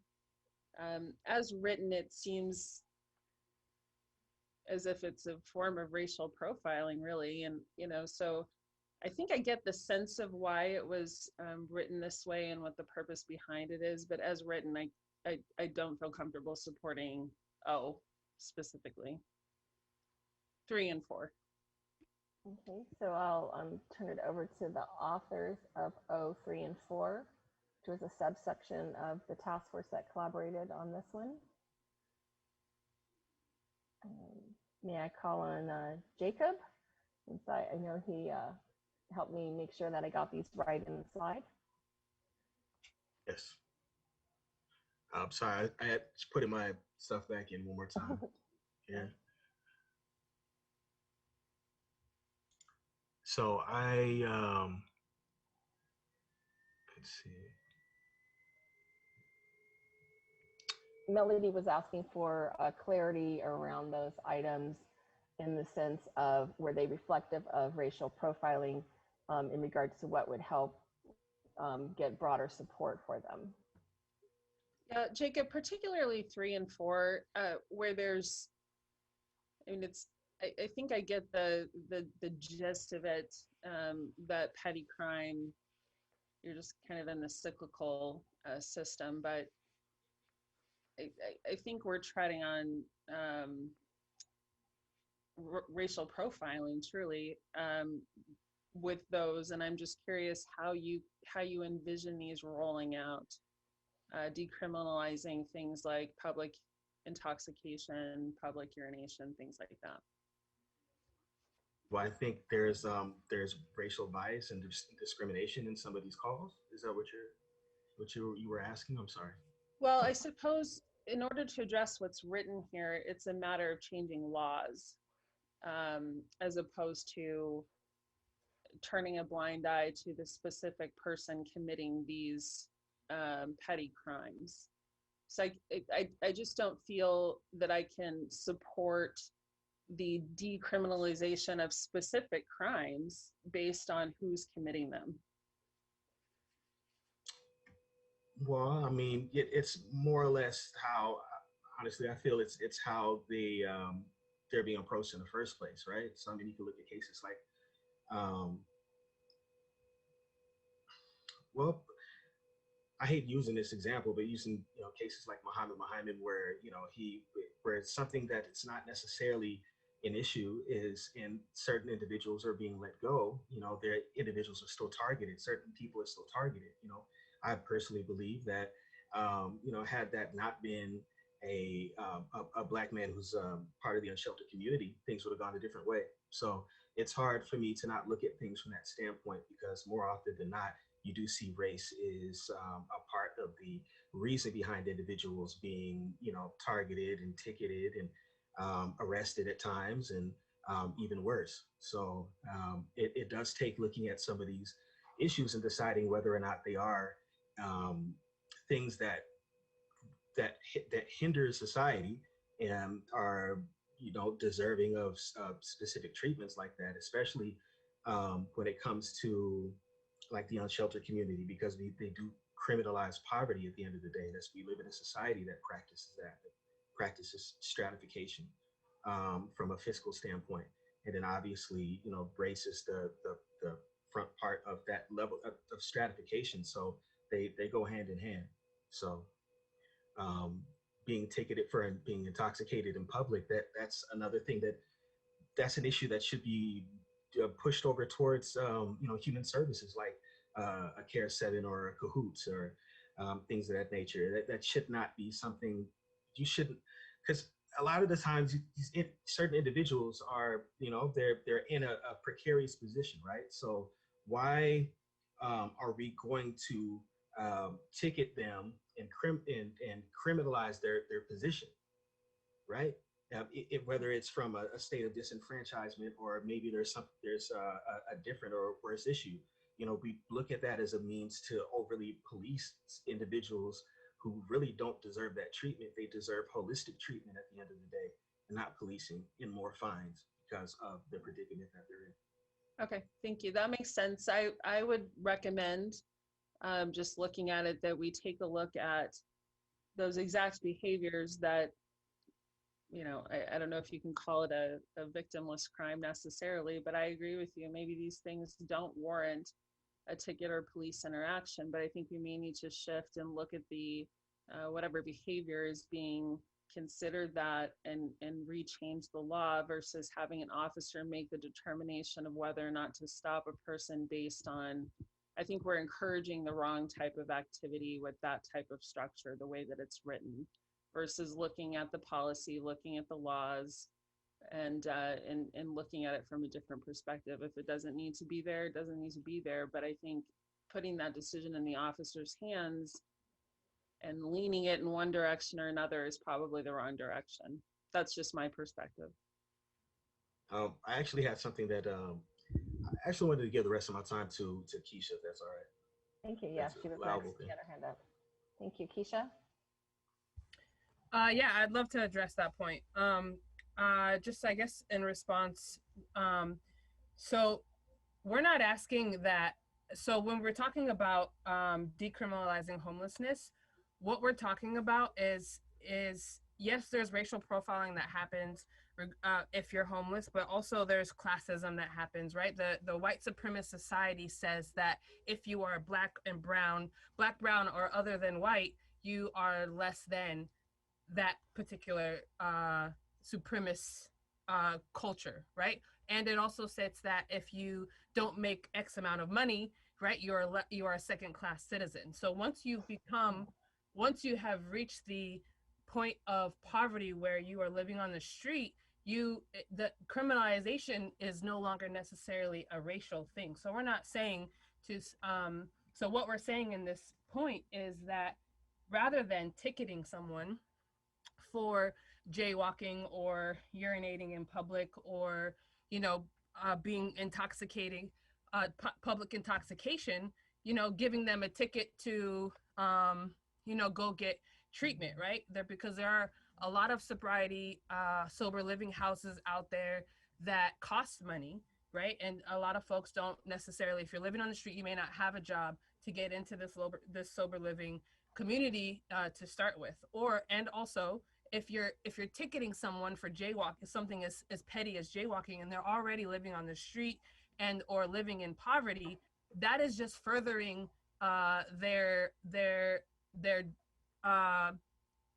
that's another thing that they have to pay for, that they probably can't afford to pay for. Then if they don't pay that ticket, then it becomes a warrant for their arrest, and then they get arrested, right? It's this cycle of criminalization that is happening. So what we're saying is, rather than to ticket them for these specific issues, then we provide education and alternatives to ticketing, that we provide them with the ability, create a more accessible public urination spaces, right? If there were more places that would allow you to urinate in their establishment, in the bathroom, then there would be less likely to piss on the sidewalk, and so creating alternatives to this, rather than just, oh, you were urinating in public, so now we're going to give you a ticket that you probably can't pay and you probably won't go to court for, and the next time that we stop you in the street, you're going to have a warrant for your arrest, and we're going to arrest you and take you to jail. And it's just a cycle. So what we're saying is finding ways to stop the cycle. Okay. So in TimeSync, there's been a lot of suggestions in chat that we can make a note here to check the chat in regards to these items. And we'll make a note here. I'm just gonna, in the chat to everyone, put a note here so that we have it to capture. We'll reference this for item 035. In parentheses, Wydell, maybe we should put diversion programs through the courts, because that's exactly the established programs that we do have for diverting those type of offenses. Mm-hmm. I also just wanted to add to something I think that Melody mentioned. So I think that so we are also saying change the ordinance and policy, right? So we're not just saying don't apply it sometimes here, sometimes there, but the decriminalizing ultimately has to happen in policy, so that no one can be criminalized in this way. And yes, there are some law limitations, but there's also a lot of policies that cities create that have no state backing. So for example, in Phoenix, we found that there's about 136 city policy and ordinances that are not codified in state law, so that they are just things that the city decided to criminalize. And so the city could very much undo those policies and ordinances and therefore actually decriminalize versus choosing when to criminalize, because the law still exists. Thanks, Betty. I'm going to move to Robbie and Pam so we can wrap this one up. You want me to go first or Pam? Yes, please, Robbie. I just wanted to look at, we can't apply a law to one population, not the other. That's a civil rights violation. So we have to apply it. So if we do away with the law, public intoxication, urinating in public, we have to do it for everybody. So I think we have to talk about civil rights here with that If that's not what you're saying, then we already have a diversion program where people who get those kind of tickets don't have to pay them, can go to diversion and participate in those. So that's where I'm confused about this 3 and 4 as well, because we have the diversion program. So is it not, people don't understand it? Or, you know, what's happening if people get a ticket for one of these issues and then they end up not going to diversion and having it for free and having the ticket go away? What's the barrier to that is what I want to know. How are you supposed to know when you're court?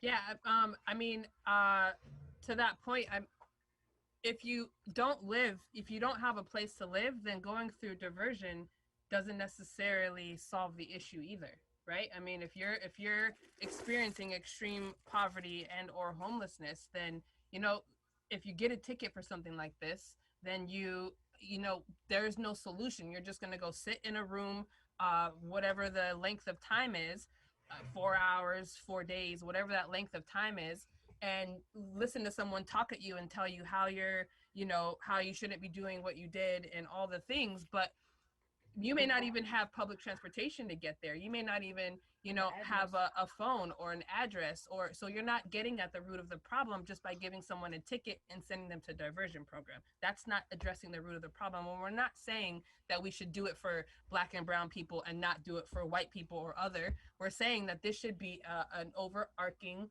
thing that isn't happening, because that's what I was saying earlier, is that once you've gotten to the point of homelessness and or addiction and or, you know, other forms of oppression and social what's the word I'm looking for, of poverty, then you become a target no matter your race. And so we're not saying this isn't a civil rights issue in any way in that particular example. We're saying that this shouldn't be happening to anyone. And so that's what I was trying to pull out, is we need those details when we write these kind of things, because the way it's written can be interpreted as a civil rights violation when it applies to one population but not the whole state. Like, we can't have different people have it applied different ways.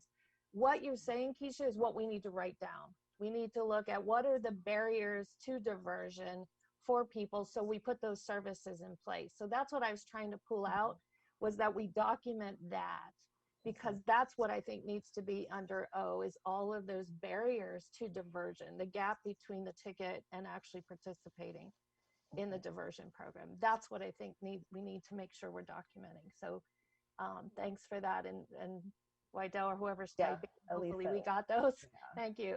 We did. And then I'm gonna go to Pam. She's been Thank you. waiting. Thank you. I just wanted to comment that I agree with Robbie that we have to apply such laws to equal groups of the population, because we are a college town, for example, and quite frankly, there's a lot of public drunkenness and public urination that has nothing to do with homelessness. And so perhaps these are ordinances that could be revised to have different levels of adjudication based on what the circumstances are. Because quite frankly, I would like to see university students, frat boys, and people, since this is also an entertainment destination, people that come here to entertain themselves, that they respect our community. They can afford to go home. They have a place where they can go urinate, but they choose to take advantage of Tempe while they're here entertaining themselves, or while they're here going to university. And so a way to revise the law that understands that there are different reasons for these same behaviors should have different levels of application in terms of penalty. Thank you for that. And before we move on, I do want to say we are recording the session. Just a moment, please, David. We are recording the session, so we'll try to capture this particular dialogue, and then I'm going to go to David Carey. Thanks. Yeah, I know Pam mentioned And I was going to say the same thing about being a college town. But one thing I want to, say is that sometimes these things have unintended consequences, and there. I mean, I understand you want to work on decriminalizing some of these offenses, and go through diversion programs, but you may want to be sensitive to communities like MAD, for example. But there's oftentimes many people have gotten disabled or death because of someone has, you know, been released because they were drunk in public and wasn't taken in. So, I just want to kind of that make sure that we are very sensitive that when we make any type of law that you take into account, the unintended consequences if someone is released and not given a ride home, that what may happen as a result of their being released. Okay.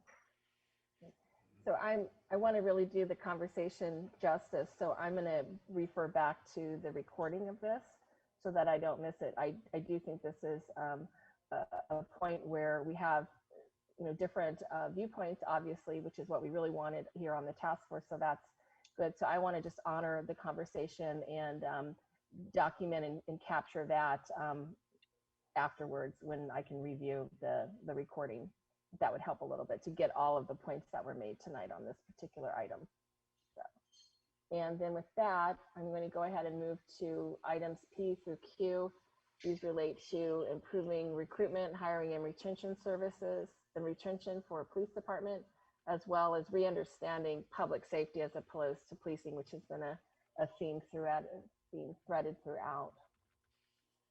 So items from here that are essential to include with the plan.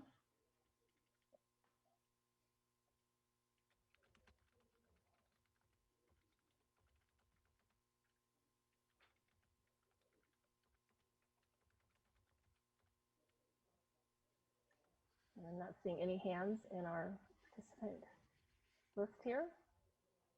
I'm missing someone. Let me look.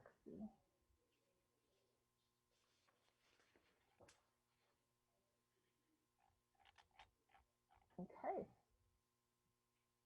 So with that, I'll move to item R, which is initiatives for shifting Tempe policies and department culture, and this related to the de-escalation and use of force, training, and the mindset. And I'll go to Janelle. Yeah, I had my hand up for the last one. Oh, you did. I'm so sorry, Janelle. I was looking through it and didn't see it. My apologies. No, yeah, I just wanted to make sure I was clear because I know, I believe Zara had asked the question. So if we say we want this moved over, we need to say we want it moved over. So the last one, did we already move over the information for recruiting? No, ma'am. Recruitment and hiring and retention services for police department.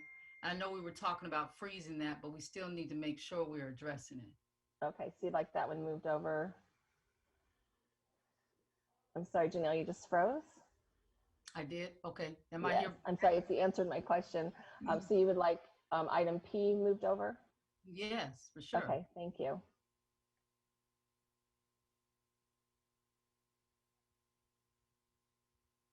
And then just for that clarity, item Q, anything? And then re-understanding public safety. Okay. Is this the MCS? Is this Maricopa County? Yes, Their training for the Tempe police officers go through that particular training? Yes. And we wanted to review that. Absolutely, we need to review what they're being trained. So we'll move item Q over. And then Jacob had his hand up. Thanks, Jacob, for your patience. Oh yeah, no problem.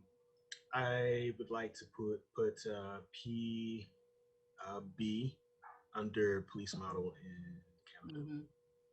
Okay. I think that's essential part of the overarching so we'll conversation. Move PB to police model and accountability. Thank you.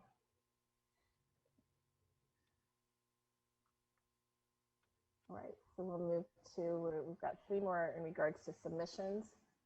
These are initiatives for shifting to be policies and department culture. There are items that are essential and supported by the group here to include with the pillars. Yeah, I would think that R definitely should be moved over to workforce culture and wellness.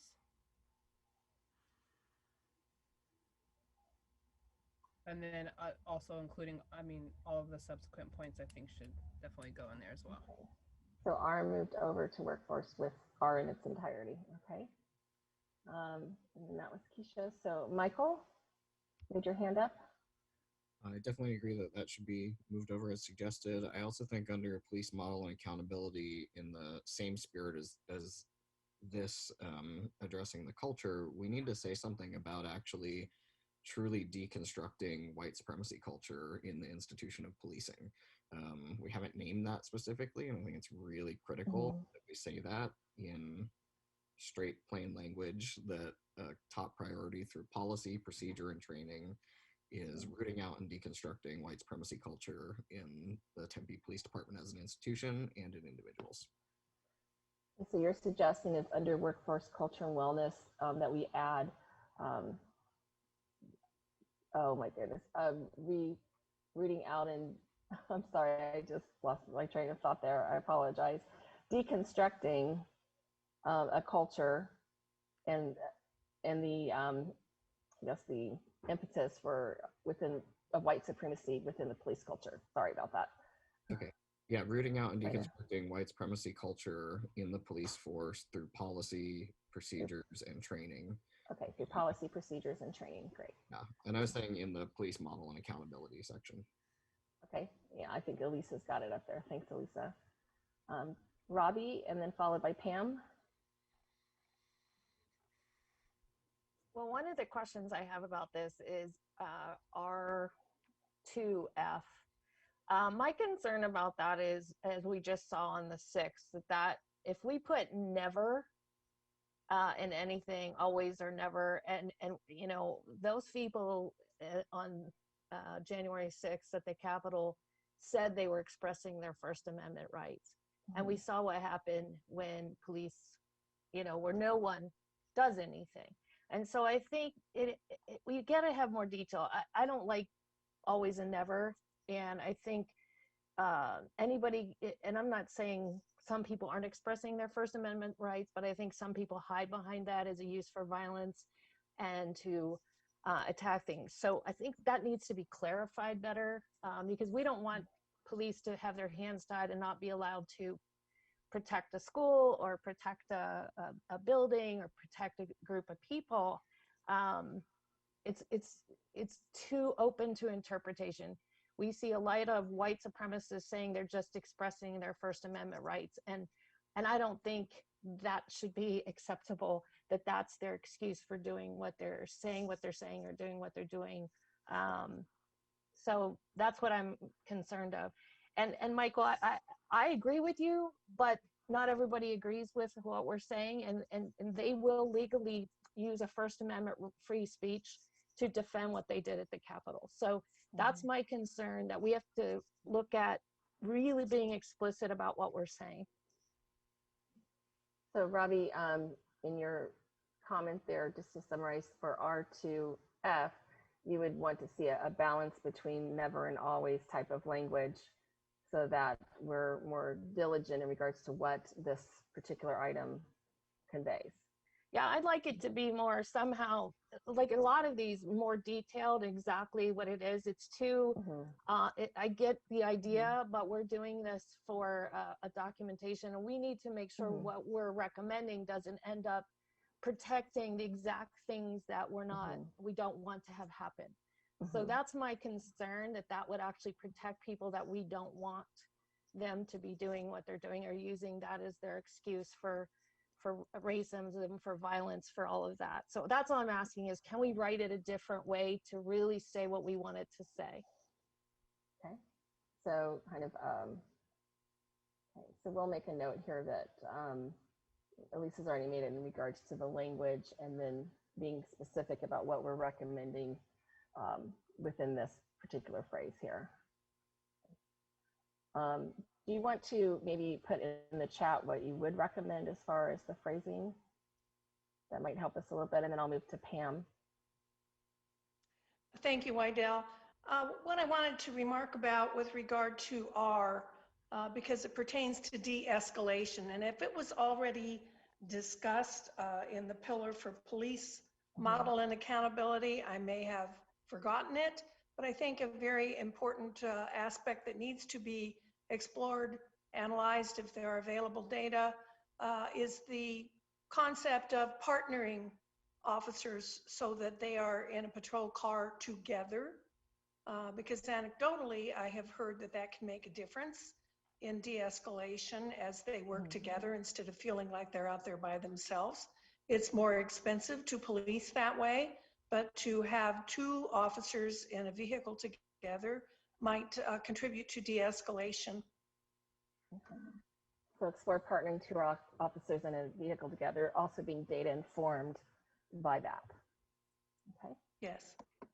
And then we'll go to Keisha and Jacob. Or did I not lower your hands? I apologize. Okay. Yeah, I'd just like to respond to Robbie's point. I do agree. I'm also not a huge favor of absolutes, so a huge fan of absolutes. So striking the word never from this is fine. However, the problem that we run into here in Arizona and have ran into here in Arizona is that that the violence that happens at our protests are incited by police. You know, there is proof in that.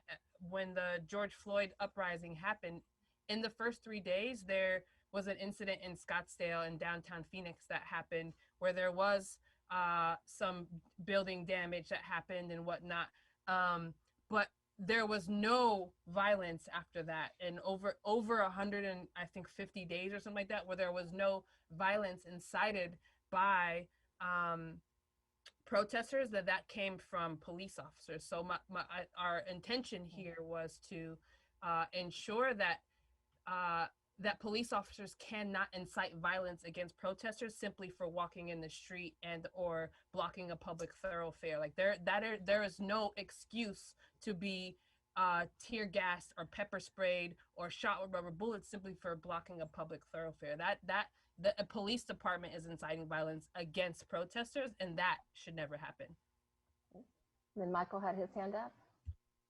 Yeah, I mean, I think we know, we can very clearly see that police response is racialized, right? To different forms of petitioning the government, to peaceful assembly, to freedom of speech, or to insurrection even, right? We saw that in the very peaceful, very de-escalated response of the police at the Capitol, the very delayed response in terms of any use of force to the open insurrection against our government.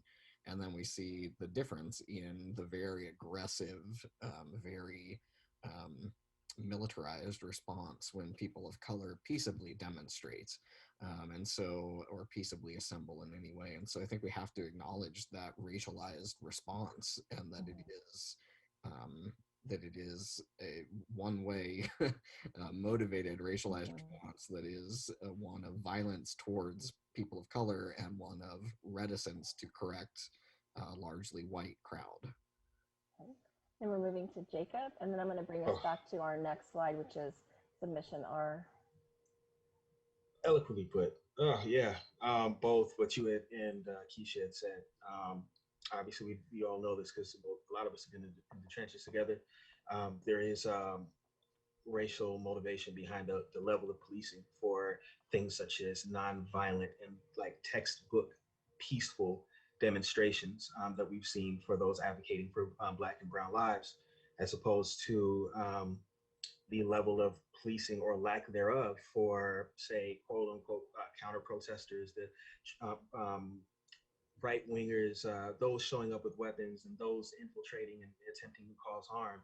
I mean, we can look at the example of the individual with the horns and the painted face, who somehow found his way from aggressively antagonizing a lot of our demonstrations with impunity to finding his way to DC to bring that level and like bring that from Phoenix to the Capitol. And when you look at individuals who are put there as agents of violence, they're not treated with the same level of hostile policing that we are. So more or less what we're saying is there is a racial motivator behind these issues.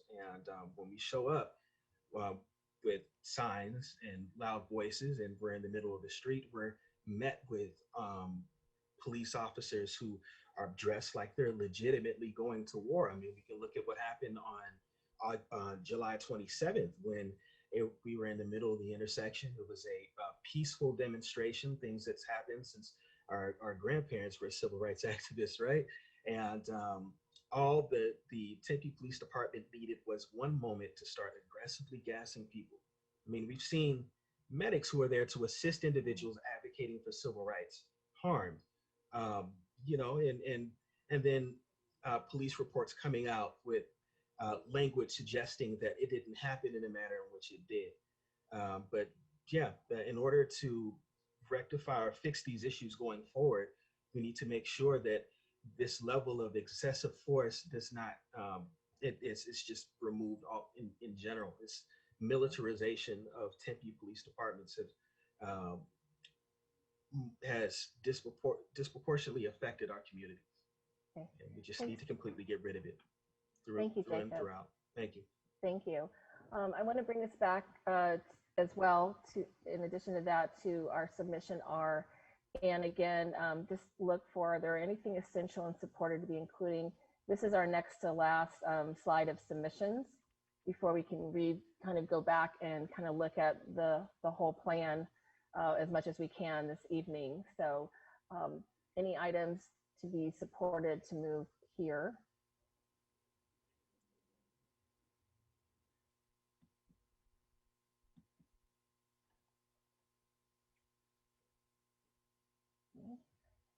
I'm not seeing any hands at this point. Yeah, I definitely think some things from here need to be moved over as well. Maybe under police model and accountability, but the mandate firearms to be used only when an officer or person is being actively fired on by an assailant, I think is huge. I think drawing a firearm on an unarmed person is a direct violation of policy. And also discharging firearms at a fleeing person, as we see that leads to, you know, Antonio Arce situations. And also I mean, all of these are pretty important, but just to pick out a few, I think another one would be the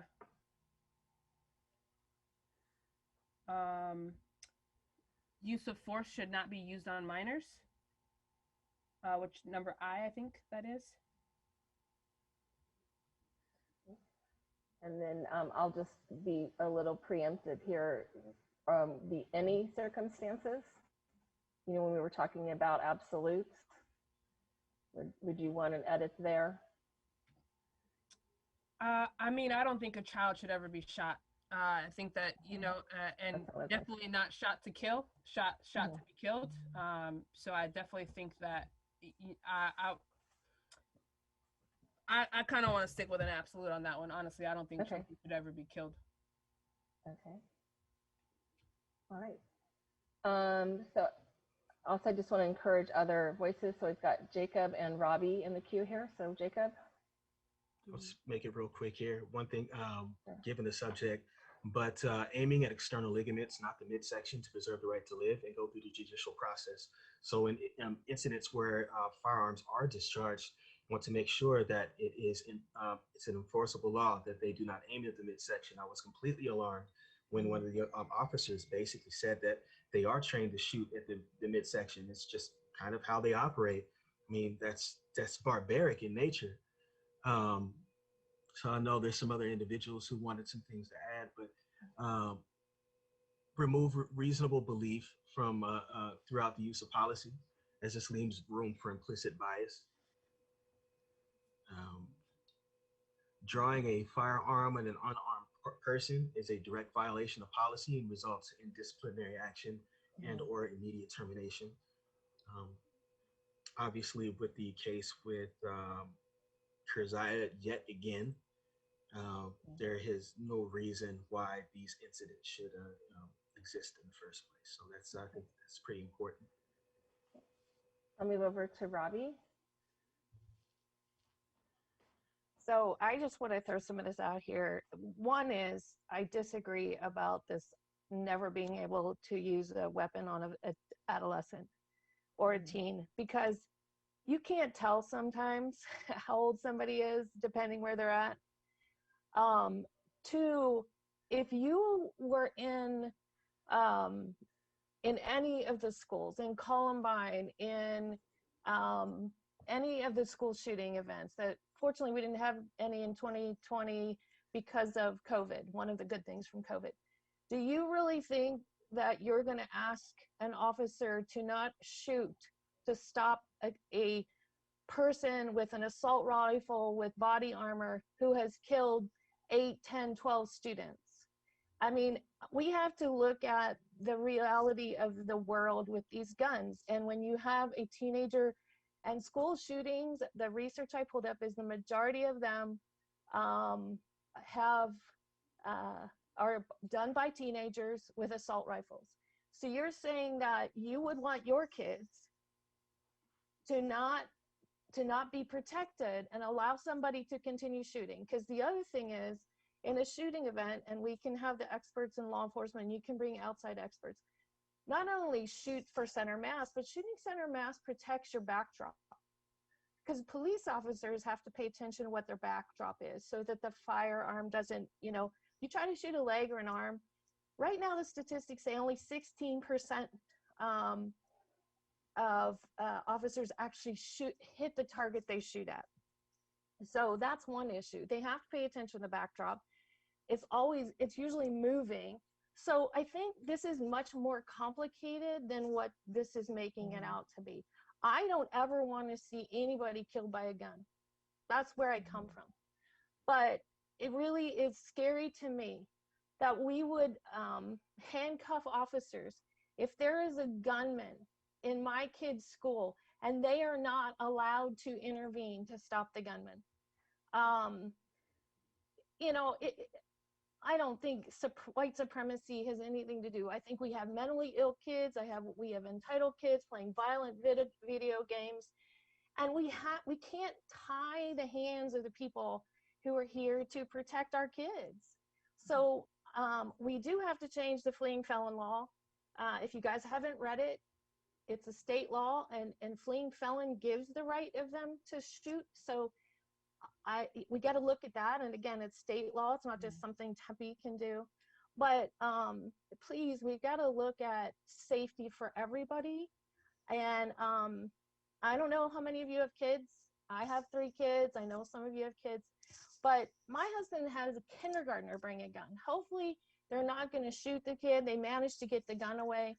His middle school kids, the store next door sells the guns with the orange tips that look like handguns, and the kids take the orange tips off. So,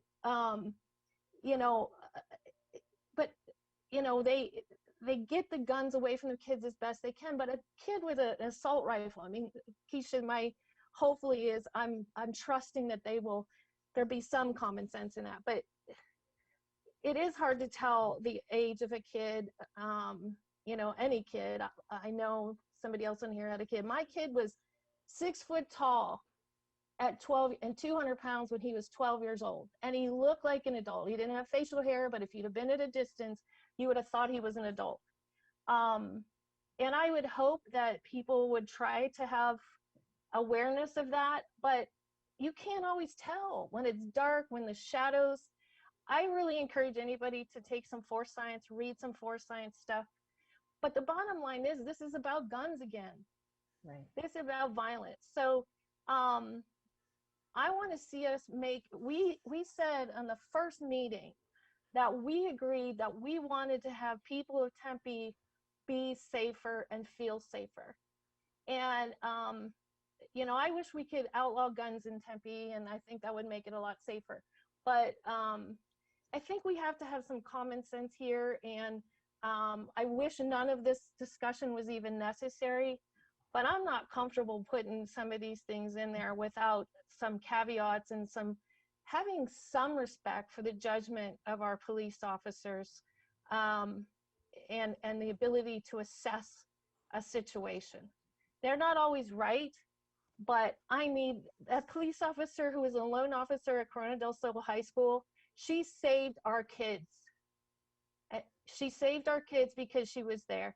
And so that's not a pathway to prison if the SRO is trained accurately and appropriately and not assigned there to arrest kids, but assigned to keep our kids safe. I didn't think the reason I was on this committee had to do with the judgment of our police. I thought we were here to talk about better practices and policies and mental health and homelessness and all of that. I didn't think we were here to be all about police. So thanks for letting me rant about that. But I'm just frustrated that it seems to be we want the police to change everything, but none of us in this community are supposed to change what we're doing and what we're saying and how we're working to change our whole community. We have to all come together to change the community. I wish we didn't need police. I wish we took care of each other. We stuck up for each other. We looked out for each other, and we wouldn't need law enforcement. That's my prayer every day. So I'm just going to leave it at that. Thank you for listening. Thank you, Robbie. So I'm going to go ahead. I'm hearing and I'm looking at the hands raised here. I want to move to others who haven't been able to speak tonight. I know Janelle, you're in the queue here. Genevieve, maybe we can move there and then I'll come back up. So Genevieve.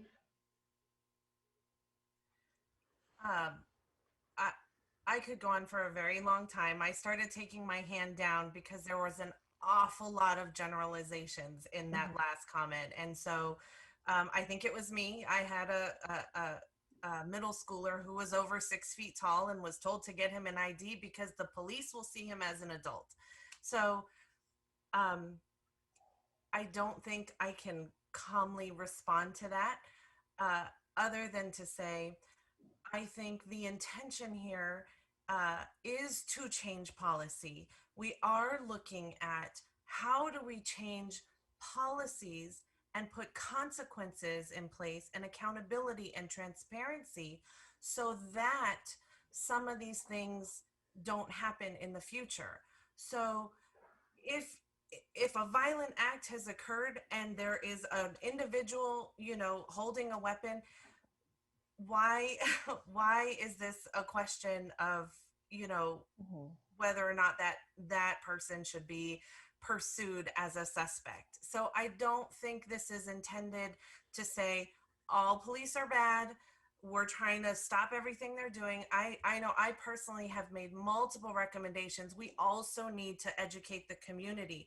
We also need to let them know what resources are available.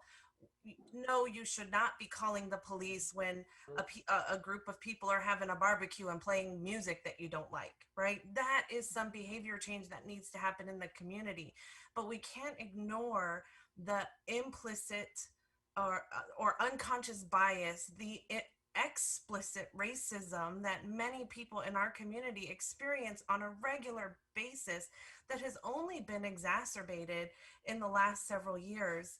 And so, some of these behaviors, I can tell you, if I, in a public setting, I would be more likely to align myself with minorities in a dark bus stop at night than I would be to align myself with perhaps a white male, simply because I know based on the statistics that white male is less likely to be prosecuted for any wrongdoing than, say, a black male would be, right? So I personally am going to side with that because we know some of those things are happening. They're prosecuted and oppressed at a different level. So we're not making judgments here based on arbitrary situations. We're basing it based on historical events.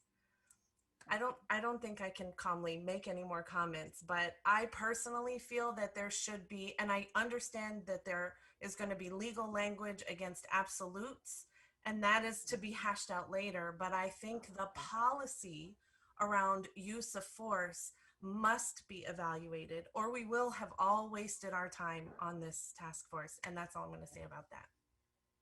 So I'm going to, as your facilitator, I'd like to maybe have Elisa, instead of all of the items that we already have under the pillar, go ahead and make a broader, going back to the higher level item of R, which is not all of the details, which you address so eloquently, all of you have, in regards to use of force and how, how to utilize weapons or not weapons, and minors versus non-minors.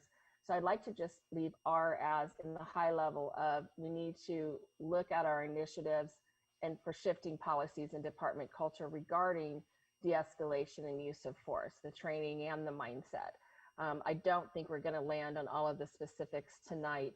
And again, I just want to remind the group that these notes, as well as our dialogue tonight, will be available and provided to the implementation group so that it can inform intention around, what we mean by these high level strategies, so that will inform the implementation of those. So I think these are, as you've all so eloquently said before, these are very complex. And so I just want to honor that and not shorten the conversation in regards to that, but really actually give it an opportunity to have its own space that it probably needs when these items are looked at for implementation. And so I'm going to have Janelle, she had her hand up. I actually put my hand down because I believe that Genevieve did a really good job of speaking to it, but I just wanted to put everything in proper context. I believe that the reason why we put this task force together is because we all come from diverse backgrounds and we all had diverse experiences with law enforcement and individuals in the city of Tempe or Phoenix, wherever we're at with the law or public safety. And so as a Black mother, I know Robbie spoke to her experience. Our experience is totally different. And as Genevieve had said, as calmly as she could, and I'm trying to stay as calm as I can, because I have had to stand over, even as a minister, many of my sons and daughters who have been shot and killed because they looked a certain way and because a police officer was not able to make the proper judgment that they needed to make in order to save that child's life. And so I don't believe we can overlook and exclude this type of policy changes that need to happen. Now, absolutes, like I agree with Genevieve, I am not against all police officers. There are some really good police officers that are out there who actually want to take care of their community. There are some people that actually get into this to actually be there about peace. They're about peace and making sure people are safe. But we do have those in this culture that we've been talking about that see people that are not like them, that are of color, as a threat. Our children are often mistaken as a threat, period. Regardless of how old they are, our children are always considered a threat. And I don't care how tall they are. They can be 5 years old and be arrested. I just dealt with that. And us shooting them in the mass, I know what you're talking about, shooting them in the mass. Guess who's getting shot in that mass section and dying? That's us more often than not. And so I just want to make sure we don't exclude that. We put that over there. We need to address it. And again, we need to have the right people at the table to talk about use of force, period. And it cannot be, and just because folks are uncomfortable with it, we have to keep pushing into this because it's going to be a level of discomfort for individuals who have not had to experience the burial and the repeated burial and the repeated trauma of your children being killed by a police officer in the mass, because that's how they've been taught to shoot us. And it's mainly us being shot as unarmed at a higher rate than most. So that's all I want to say. Genevieve really nailed it, and I didn't really want to add too much on that. And I don't want to be emotional, but I definitely want to make sure we reiterate, I want to put that in there. Okay. So we are putting the initiatives for shifting policies and department culture around de-escalation and use of force, along with training and the mindset. I'd like to make a note here, Elisa, that this requires, and to everyone's point, it demands further conversation and planning with stakeholders. So I'd like to actually, memorialize that as the high level strategy here that would appear in the plan. I'm not seeing any thumbs down on that, so I'm gonna.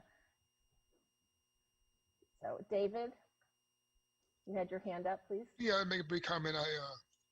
I'm not sure how many know my story, but I was shot and paralyzed about 31 years ago. But it was an accident. It was in Scottsdale, and it was by my teammate. But it was a white kid, and it was basically he was slapping my wrist. But I'm someone that's and this may be the wrong area to put this in, but I'm someone that believes in solving the problem before it happens. But I know a couple. I guess the military did a more stringent background before the inauguration a couple weeks ago to weed out some of those who may be bad actors. But maybe the city of Tempe may want to really scrutinize and reevaluate their hiring policies, who they hire, and maybe make it more stringent. Now, I know, well, I'm assuming that because of competition around the valley, around the country, everybody's fighting for those same people. And so it makes it a little bit more difficult because, I think Janelle Wood said this earlier, you don't really put in good people with already bad actors. And so with that said, because oftentimes these unions are very difficult to, once you get in the union, very difficult to get rid of. So, I really want to stop the problem before it happens. But I really hope Tempe really look at their hiring practices, who they're hiring before they get on the force to begin with. But I think some of that will stop some of these issues. I didn't bring up the gun issue because it's more of a state issue. But I definitely believe it's an issue that has killed many individuals, and a higher proportion of them have been African Americans. So, but I agree with, I think, Dr. Robin about the gun issue because, a lot of people of my color, African American, have been shot and killed or paralyzed as a result of, other individuals. So, but with that said, thank you very much for the opportunity to speak. Thank you. I've had Elisa also make a note to David's point in regards to including the hiring practices as it pertains to item R that we're leaving as the high level with further, further work needed, obviously, from our discussion this evening. I want to move us to our final submissions that we had received. And this was items S through U, under police model and accountability, making sure that we are recommending Care 7 be moved to the Human Services Department, this is where it already exists, as well as reviewing the complaint process and make sure that complaints of discrimination are submitted, that Tempe Human Relations Commission receives notice of this as well. And that provides another layer of accountability. And then the final item, community engagement with involvement in interview process for the community liaison position. Are any of these items essential and supported to be included in the plan?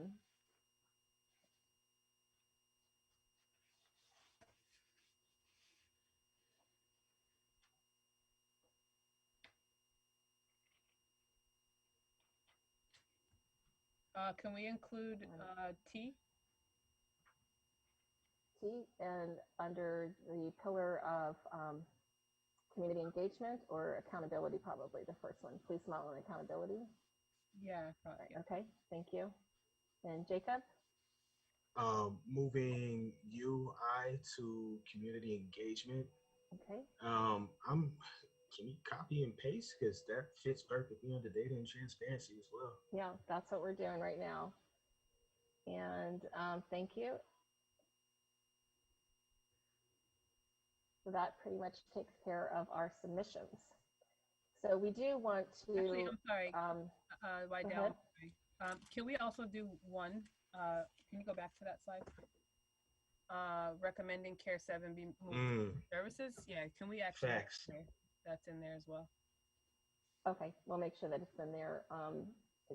And I know we don't have time to go. Sorry, I know we don't have time to go over it again. But we wanted to go back to Jay really quick before we move on. I think we missed that one. Yes, please. Okay. Yeah, so yeah, can we add J to the police model and accountability? So we'll move over J to police model and accountability. Yeah, and I think 1 through 10 here needs to be addressed. Yeah. Okay. I definitely second that. And 1 through 10. Thank you. Thank you. Okay. So with that, we are going to take a little bit of a break now. We are going to try to finish this evening. I know we're running up to that 7 o'clock hour, but we would like to get through, let me go back. I lost my place here a little bit. So we'd like to go back to the pillars, and when we come back from the break, we'll have moved as much as we can, but we want to kind of get that general sense of the items that we did at our last meeting, that we haven't missed anything. The submissions, as we've noted them tonight, those will be moved, as supported by the task force. So we want to just kind of go right back around to what we did in our earlier meeting. So we're going to do that, and we'll come back after break. So we'll use about 5 to 7 minutes to do some administrative work on the back end, and we'll see in a moment. Thank you. Right now. Yes, right now. Rosa. Just or do you want to keep quick break? Well, I wanted to ask the honoring their time, right? It's 7 o'clock. Right. Would you like just keep going, and maybe Andrew can present his implementation plan that gives Elisa some time to start moving some things over so they can at least see the plan before everyone adjourns? That's a great idea. Thank you, Rosa. That work. So I will go ahead and. Unless anyone objects. I see some thumbs up coming up, so thank you. Okay. All right, so I'll turn this over to our city manager while we work on some behind the scenes. Thank you, Wydell, and thank you all the members of the task force. Appreciate the discussion tonight. So I've put together a few slides here, and let me just say a couple things at the outset. One is what you're going to see is sort of a visual representation of much of what I discussed at the last task force meeting, which is, taking the pillars that have been discussed, presuming that those pillars are made up of a number of recommendations that have been approved by the task force, then run through the public process that we agree upon to get more public input into this and ultimately taken to the council. And with the understanding, and let's go ahead and move to the next slide.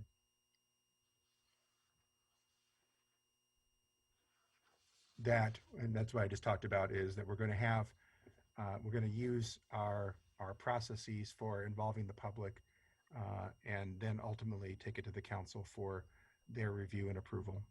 Next slide. Okay. So did we skip one? Okay. Yeah. So as I had mentioned before, we're looking at this in sort of 3 general groupings. Those things that can happen in this year, fiscal year, June to June, to beginning of July to the end of June, 2021. Those things that will potentially be able to be done sort of in a mid-range view of this next fiscal year, 21-22. And then those changes, those recommendations that would be subject to more of a longer term implementation. And so that's our general sorting of things. And let me just again say at the outset that when I think about that, and when you look at that, that can mean and will mean that as we take on these various task force recommendations and what they will take in terms of resources, or as part of the discussion was last time, is it appropriate that Tempe be the lead actor, or are there other non-governmental organizations that would make more sense? Is there a push that would make sense to engage other regional actors, other cities, the county, the state? We talked a little bit about statutes today and some of the opportunities that may require changes to the state law and other things. And even the information I put into the chat box about the Maricopa County Regional Homeless Court, and looking at that as a potential way to think about implementation. My point being that the particular detailed strategies of how we restructure the organization potentially, how we align resources to make sure that this happens either immediately, midterm, or long term, are going to be the sort of things that I expect and hope. And let's go ahead and move to the next slide. That I expect and hope that we will continue to engage not just this group because of your intimate familiarity with the things we've been talking about, but also, and I'll let Chief Glover speak to it, to also have, when appropriate, the advisory group that he is convening also take a look at that, and we're going to talk about that in a second. So again, these are just, I put these into the slide for the sake of example, to say, okay, there may be recommendations that do lend themselves to immediate implementation. So here's some examples of them. And then the next slide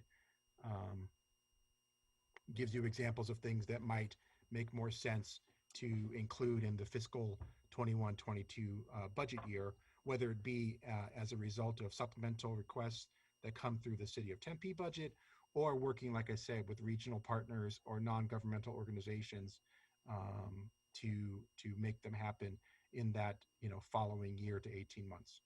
And then lastly, those things that could require and may require a longer term implementation.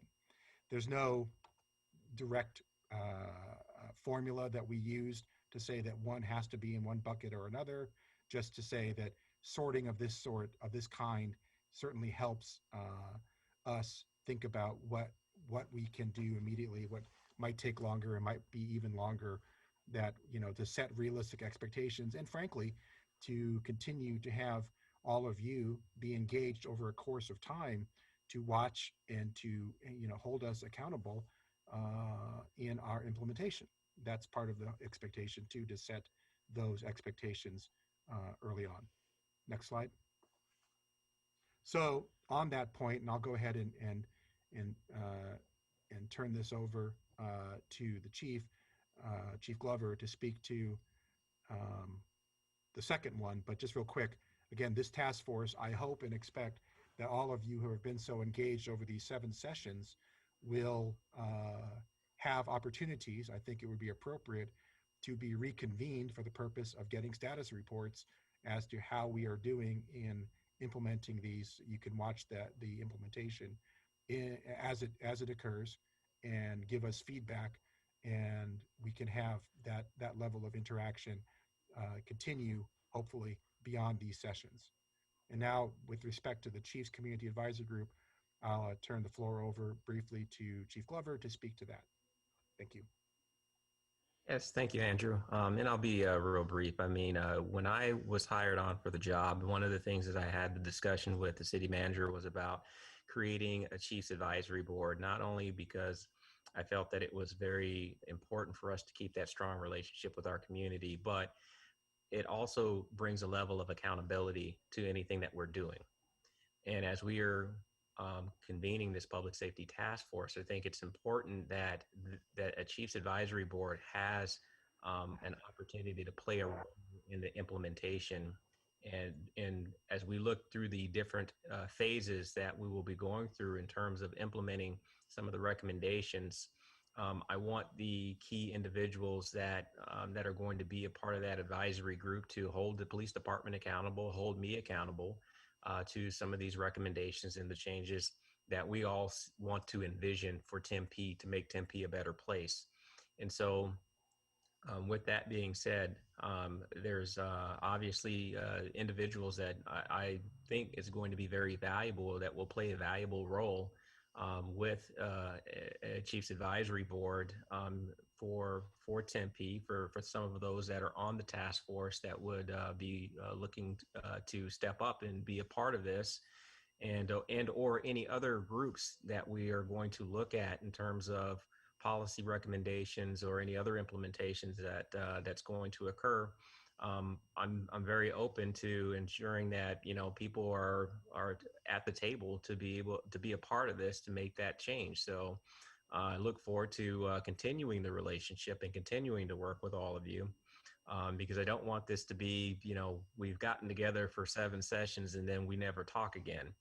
Even if you are not a part of that advisory group, I want to still be able to reach out. I still want to be able to pick your brain. I still want to be able to utilize you as a resource when we are looking at whether it be policy, training, hiring, recruitment, whatever that may be.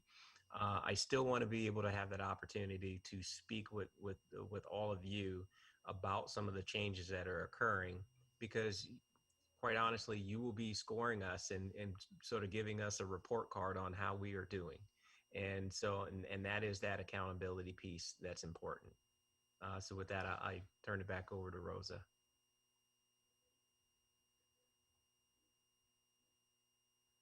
Thanks, Chief. So I need to touch base. First, does anyone have any questions for Andrew or the Chief? I think I missed it. Sorry, hi, Albiri. What was the timeline for being able to, for Andrew to categorize all the recommendations into the timeline?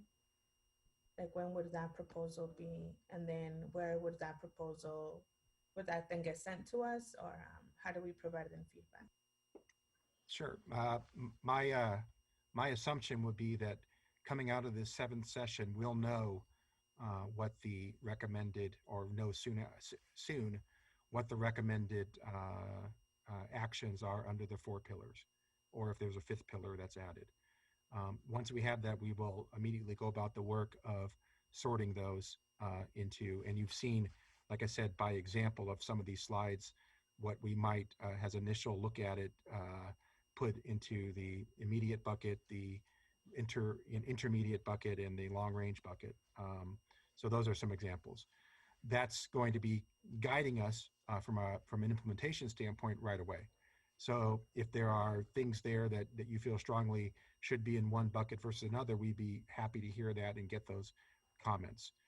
I don't think that sorting has to necessarily wait for the public engagement piece, because to me, we should be able to, as soon as possible, hit the ground running on some of this stuff once we get assuming we get the thumbs up from council when it comes to the full council for their consideration. So I want that work to start as soon as possible. I hope that answers your question.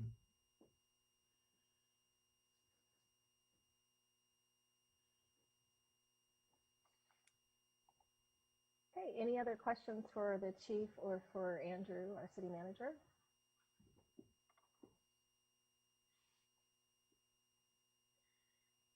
Okay, with that, I'll turn it back to Rosa and get on our correct slides here. Thank you. I promise we're almost to the end all. So I appreciate your time and the extra few minutes. So what Wydell and Elisa did was try to basically consolidate all what you had shared today as far as moving things under the pillars. So I'll wait for Wydell to pull up that slide. And it's my test for everyone, but we knew that it would look like this. So I'm going to pause there for a second just for you to look at it. And maybe you can scroll up a little bit, Wydell, so they can see the name of the pillar. I'm sure you're making it larger. Thank you. Yeah, trying to adjust here. The 5th pillar is not on there yet.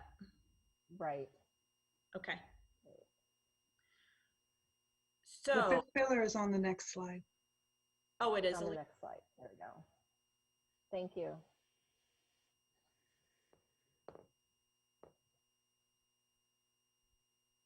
Since that's a new pillar, I'll camp here a little bit, and then I'll go back to the other 4 pillars.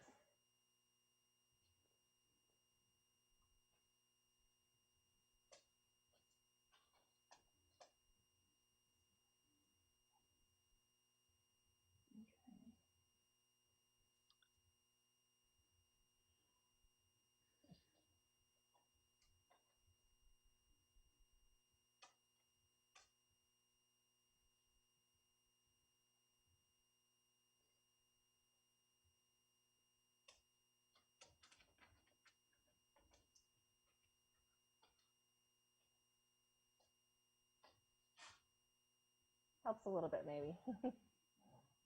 That's helpful. Maybe we can look at the other 4. Sure. And give folks a little bit of time just to oversee it. So this is still just as everyone's looking at it, what I propose, because we ran out of time, we would like to send it to everyone to review. And then I'm asking everyone to take some time to look at it to see if there's anything that was missing. We think we've captured everything. What happens now, then it becomes the format that we give to Andrew and Jeff, our chief, as implementation plan. But what we need to hear from you is probably to review it and see if there's anything that has been missed.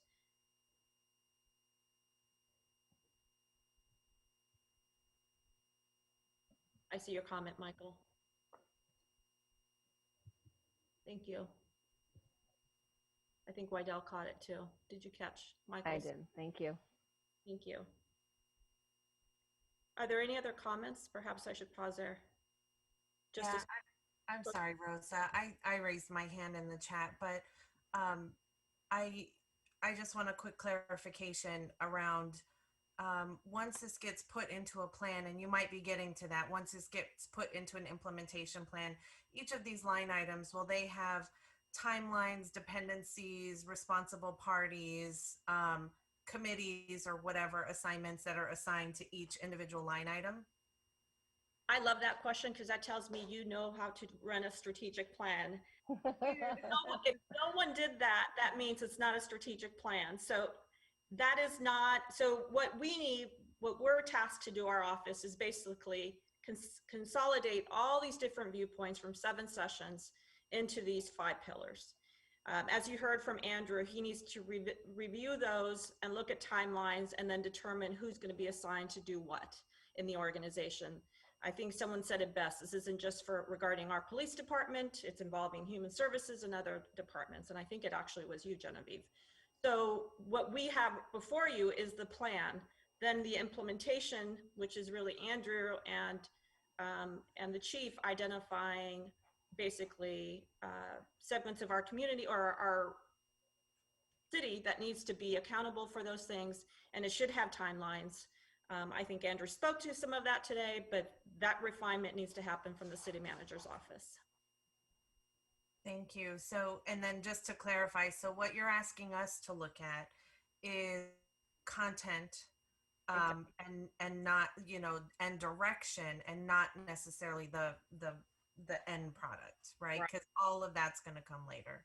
Right. And that should be circled back to this task force for all of you to see. Right. That's part of that accountability. So you know who is responsible for implementing certain parts of this plan. And that is typically how we run our strategic plans in the city. Great. And I think the only other thing, and we had talked about this 1 or 2 meetings ago, I can't remember now, but we had talked a little bit about how you've got that like top page or that graphic, whatever it looks like. It's very MBA-ified, if you will, but you've got your pillars, you've got your foundation of key principles, you've got your mission, your vision, and things like that.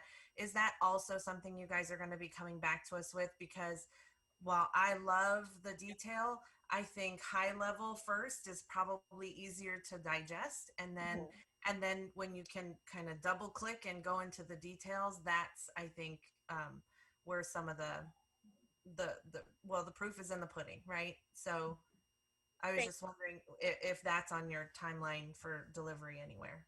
Yeah, the MBA application to this plan should happen. So thank you for the compliment. Yes, absolutely. Everything should be open and transparent. A portal, our performance portal, and open data, it all should be eventually linked to all the data that leads into honoring the work that you all provided. So yes. And that will be, Martin Wittenberg's on here, IT team. I don't want anyone to think that that work comes from our office alone. That is partnerships with IT. Great, thank you. Thank you.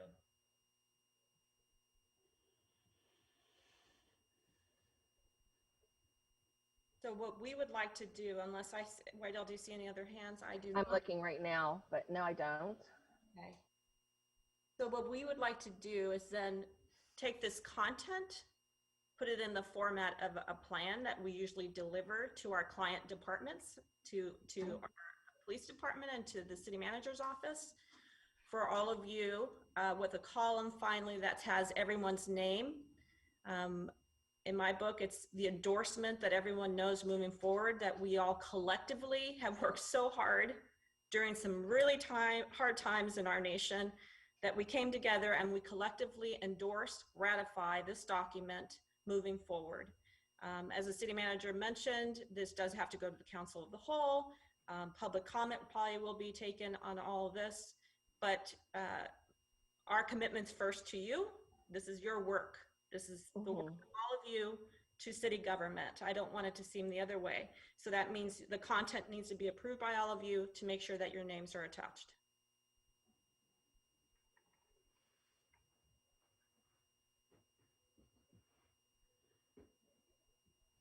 And with that, Wydell, do you have anything else that I forgot?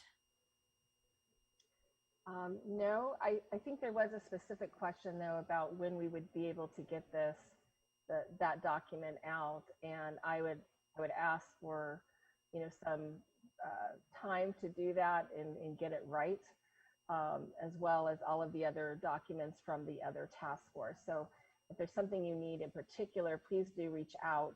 And if it's documents that we've utilized in the past or things that are on the web page for you, that we're happy to provide those as well as you review the endorsement or review the plan for endorsement.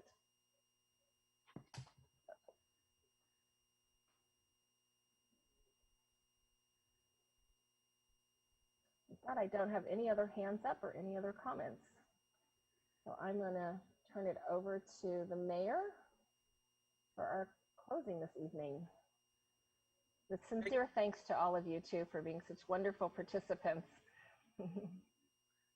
No, thank you, Wydell. I'm glad I was able to make some comments earlier. I know some folks have had to jump off because of the time, but once again, we've always talked about with this process how important it was for us to focus on making sure that everyone is heard and all viewpoints are respected and that we get it right. We're not about arbitrary timelines. We are at the City of Tempe about trying to get it right and being inclusive. So I really just appreciate it. Once again, appreciate everything the task force members have done and your participation and the time that you've given up to be part of this process, as well as to my council colleagues and as well to our staff, just for once again the work that they've done from so once again Rosa and Chowsty, Waddell Holmes, Janae Harrison, the entire team of strategic management and diversity, our city manager Andrew Ching, as well as Chief Jeff Glover, Sergeant Rob Ferraro, Assistant Chief Mike Pooley, Commander Mike Horn, and my aide Brianne Fisher for always working with me and putting up with me. So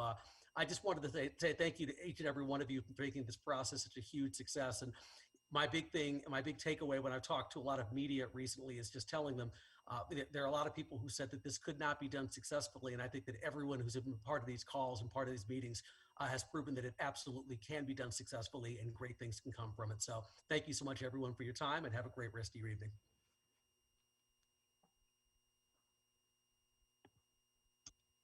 Thank you. Thank you, Mayor. Thank you, everyone. Take care, everyone. Thank you, everybody. Thank you. Thank you, Mayor. Good night, everybody. Good night. Thank you, Mr. Mayor.